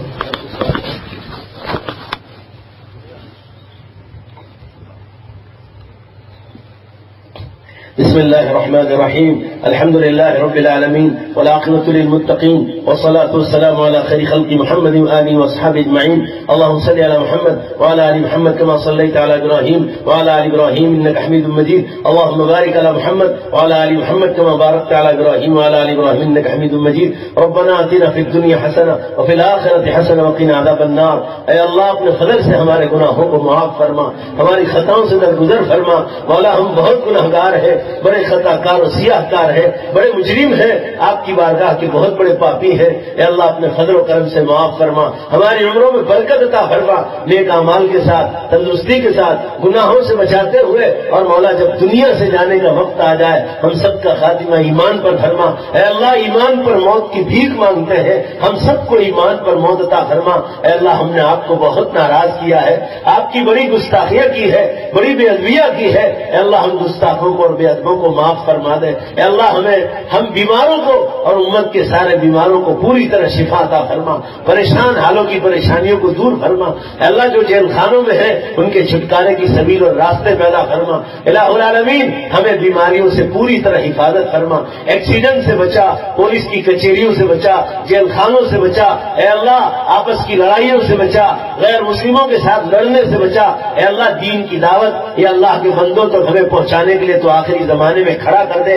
یہ بیچارے اے اللہ جہنم کے کنارے پر کھڑے ہیں، اللہ کوئی بندے کو کھڑا کر دے، یہ سارے مسلمانوں کو کھڑا کر دے، اور یہ غیر مسلموں تک اسلام کی تعلیمات کو پہنچا دے، اور یہ تیرے بندے جہنم کی آگ سے بچ جائیں۔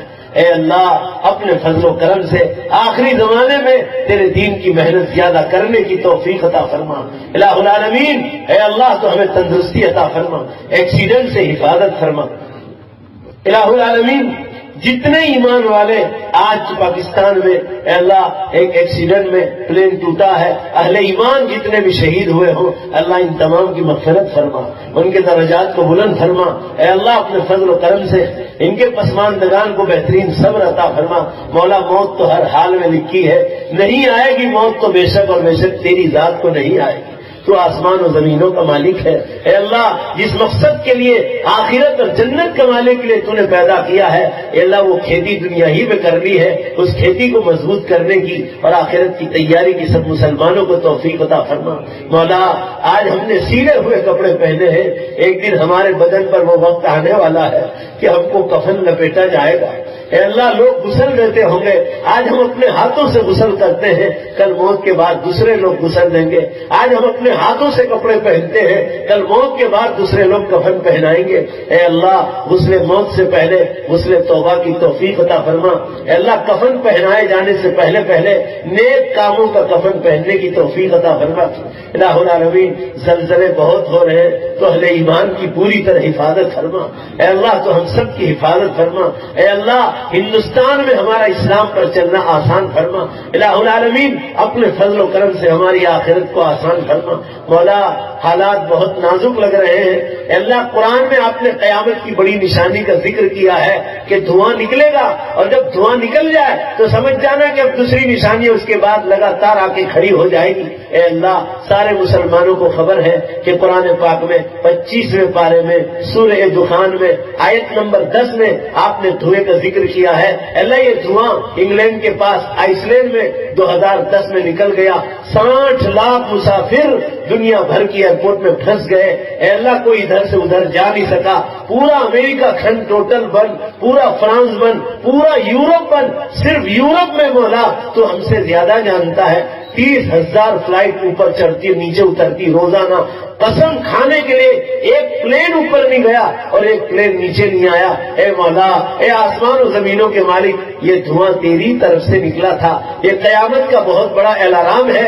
اے اللہ دنیا نے یہ دھواں دیکھ لیا ہے، اور آپ نے قرآن کے 25ویں پارے میں فرمایا، رسول اللہ صلی اللہ علیہ وسلم نے قیامت کی 10 بڑی نشانیوں میں دھوئے کا ذکر 7 اور 8ویں نمبر پر کیا ہے۔ اے اللہ گنی چنی اب 2-3 باقی ہے۔ الہ العالمین اب ایک آ گئی تو دوسری اس کے پیچھے آ کے کھڑی رہنے والی ہے، اور اللہ آخری نشانی بھی آ جائے گی، سورج پشچم سے نکل جائے گا، اور اللہ سائنس والے بھی اعلان کر رہے ہیں کہ سورج آخری کنارے پر ہے، اب دوبارہ پورب کی طرف نہیں آئے گا۔ سب نے ایک مت سے کہا ہے، اے اللہ کوئی مانے یا نہ مانے ہمارا تو آپ پر ایمان ہے، اے اللہ تو ہم سب کو آخرت کا فکر نصیب فرما۔ مولا اگر قیامت آ بھی گئی تو قیامت کے دھرتی کم دے اس کی بری آواز سے ہماری حفاظت فرمانا، اور مولانا میدان حشر قائم ہو گیا تو ہمیں ایمان والوں میں شامل فرمانا۔ اے اللہ تو آسمان و زمینوں کا مالک ہے، ہم تیرے بہت گنہگار بندے، ہم تیرے بہت گنہگار بندے، تو میدان حشر کو قائم کرنے ہی والا، ساتوں آسمان تیرے، ساتوں زمین تیری، سورج و چاند تیرا، ستارے تیرے، ہوائیں تیری، دریا و پہاڑ تیرے۔ مولا کسی دنیا کے بادشاہ نے اس کو بنایا نہیں ہے، وہ بھی تیری ایک ناچیز مخلوق ہے، تو ہی ساری دنیا کا خالق اور مالک ہے۔ تو جب میدان حشر میں دوبارہ پیدا کرے گا تو تو نے قرآن میں فرمایا ہے کہ انسانوں کے لیے 2 ٹائم بہت خراب ہوں گے۔ پہلا ٹائم فَأَمَّا مَنْ ثَقُلَتْ مَوَازِينُهُ، جب ترازو قائم کیا جائے گا اور جب نیکیوں کا پلڑا بھاری ہوگا وہی جنت میں جا سکے گا، اور جس کا گناہوں کا پلڑا بھاری ہوگا اللہ تو نے قرآن میں فرمایا ہے وہ جہنم میں ڈھکیل دیا جائے گا۔ اور حضور صلی اللہ علیہ وسلم رو رو کر فرماتے تھے کہ جس کی چیکنگ شروع ہو گئی ترازو پر، اور جس کو یوں کہا جائے گا کہ تو سائڈ پہ کھڑا رہ جا آج تیرا حساب ہونے والا ہے، حضور نے فرمایا وہ تو برباد ہی ہو جائے گا۔ اے اللہ اس گھڑی میں بھی تو ہماری مدد فرمانا، اور اے اللہ تو نے قرآن میں تیری ذات کی قسم کھا کے فرمایا ہے کہ اس سے زیادہ خطرناک ٹائم پل صراط ہوگا، وَإِن مِّنكُمْ إِلَّا وَارِدُهَا كَانَ عَلَىٰ رَبِّكَ حَتْمًا مَّقْضِيًّا، کہ کوئی ایک بھی پل صراط پر بچنے والا نہیں ہے۔ اے اللہ تیرے نبی صلی اللہ علیہ وسلم نے فرمایا کہ اگر کسی ماں باپ کے 3 بچے بچپن میں مر جائیں ان ماں باپ کو اتنی عزت ملے گی کہ جہنم کی آگ ان کو ٹچ بھی نہیں کرے گی، مگر حضور صلی اللہ علیہ وسلم نے کتنا ڈرایا اور فرمایا اے مسلمانوں چاہے ان ماں باپ کی اتنی بڑی عزت ہوگی مگر میرا اللہ ان کو پل صراط پر تو نہیں چھوڑے گا۔ اے اللہ پل صراط تو سب کے لیے آسان فرما دے۔ اے اللہ وہ باغ سے باریک ہے، وہ تلوار سے تیز ہے، اس کے نیچے جہنم کی آگ ہے۔ مولا ہم دنیا کے آخری کنارے پر آئے ہیں تو ہماری اولادوں کی حفاظت فرما۔ ہماری اولاد تو یہودی اور نصرانیت کی طرف جا رہی ہے، مولا ان کے اعمال مشرکوں کی طرف، ماں بہنیں بوؤں کے پاس جا رہی ہے۔ اے اللہ انہیں اپنے ایمان کی سلامتی کی توفیق عطا فرما۔ آخری زمانے میں نمازوں کی توفیق، قرآن کی تلاوت، ذکر اللہ، درود شریف، استغفار، دعائیں، اور اللہ تیری ذات کو یاد کرنا، تیرے نبی کی سنت کو زندہ کرنا، پردہ کرنا، نوجوان اور مردوں کے لیے داڑھی کی سنت زندہ کرنا۔ مولا اس ملک کا وڈا پردھان اور وزیر اعظم داڑھی کے وڈا پردھان کے عہدے پر داڑھی کے ساتھ رہ سکتا ہے تو مولا مسلمان داڑھی کے ساتھ کیوں نہیں رہ سکتا؟ مسلمان عورت پردے کے ساتھ کیوں نہیں رہ سکتی ہے؟ وڈا پردھان کرتے اور پائجامے میں رہ سکتا ہے جو بزرگوں اور اللہ والوں کا لباس ہے، تو اللہ یہ مسلمان لباس اس لباس میں کیوں نہیں رہ سکتا ہے؟ مولا شیطان نے ہم کو گھیر لیا ہے، نفس نے ہم کو شکنجے میں لے لیا ہے۔ آخرت کی اور جنت کی تیاری کی توفیق عطا فرما۔ جنت ایسی جگہ ہے جہاں موت نہیں، جہاں بڑھاپا نہیں، جہاں ایکسیڈنٹ نہیں، جہاں بیماریاں نہیں، جیل خانے نہیں۔ اے اللہ اس جنت کے لیے سب محنتیں ہو رہی ہے، ہم سب کو قبول فرما لے، تیرے عذاب سے حفاظت فرما، جہنم کی آگ سے حفاظت فرما۔ اے اللہ اس مبارک موقع پر جہاں چھوٹے چھوٹے بچوں نے سال پورا کیا، مدرسے میں قرآن پڑھا، حدیث پڑھی، اے اللہ ان بچوں کے طفیل تو ہمارے مرحوم ماں باپ کی مغفرت فرما، ان کی قبروں کو نور سے بھر دے، ان کے درجات کو بلند فرما دے۔ جن لوگوں نے اس علاقے کے لوگ ہوں کہ باہر کے لوگ ہوں اس جلسے کو کامیاب بنانے میں پیسے سے، مشوروں سے، وقت دے کر جتنا قیمتی وقت دیا اور ٹائم خرچ کیا مرد اور عورتوں نے، اللہ ان سب کو دنیا اور آخرت میں بہتر بدلہ عطا فرما۔ ہمارے اس بیٹھنے کو قبول فرما، ہماری دعاؤں کو اپنے فضل و کرم سے، اپنے پاک ناموں کے طفیل جناب رسول اللہ صلی اللہ علیہ وسلم کے صدقے طفیل قبول فرما۔ ربنا تقبل منا انك انت السميع العليم برحمتك يا ارحم الراحمين۔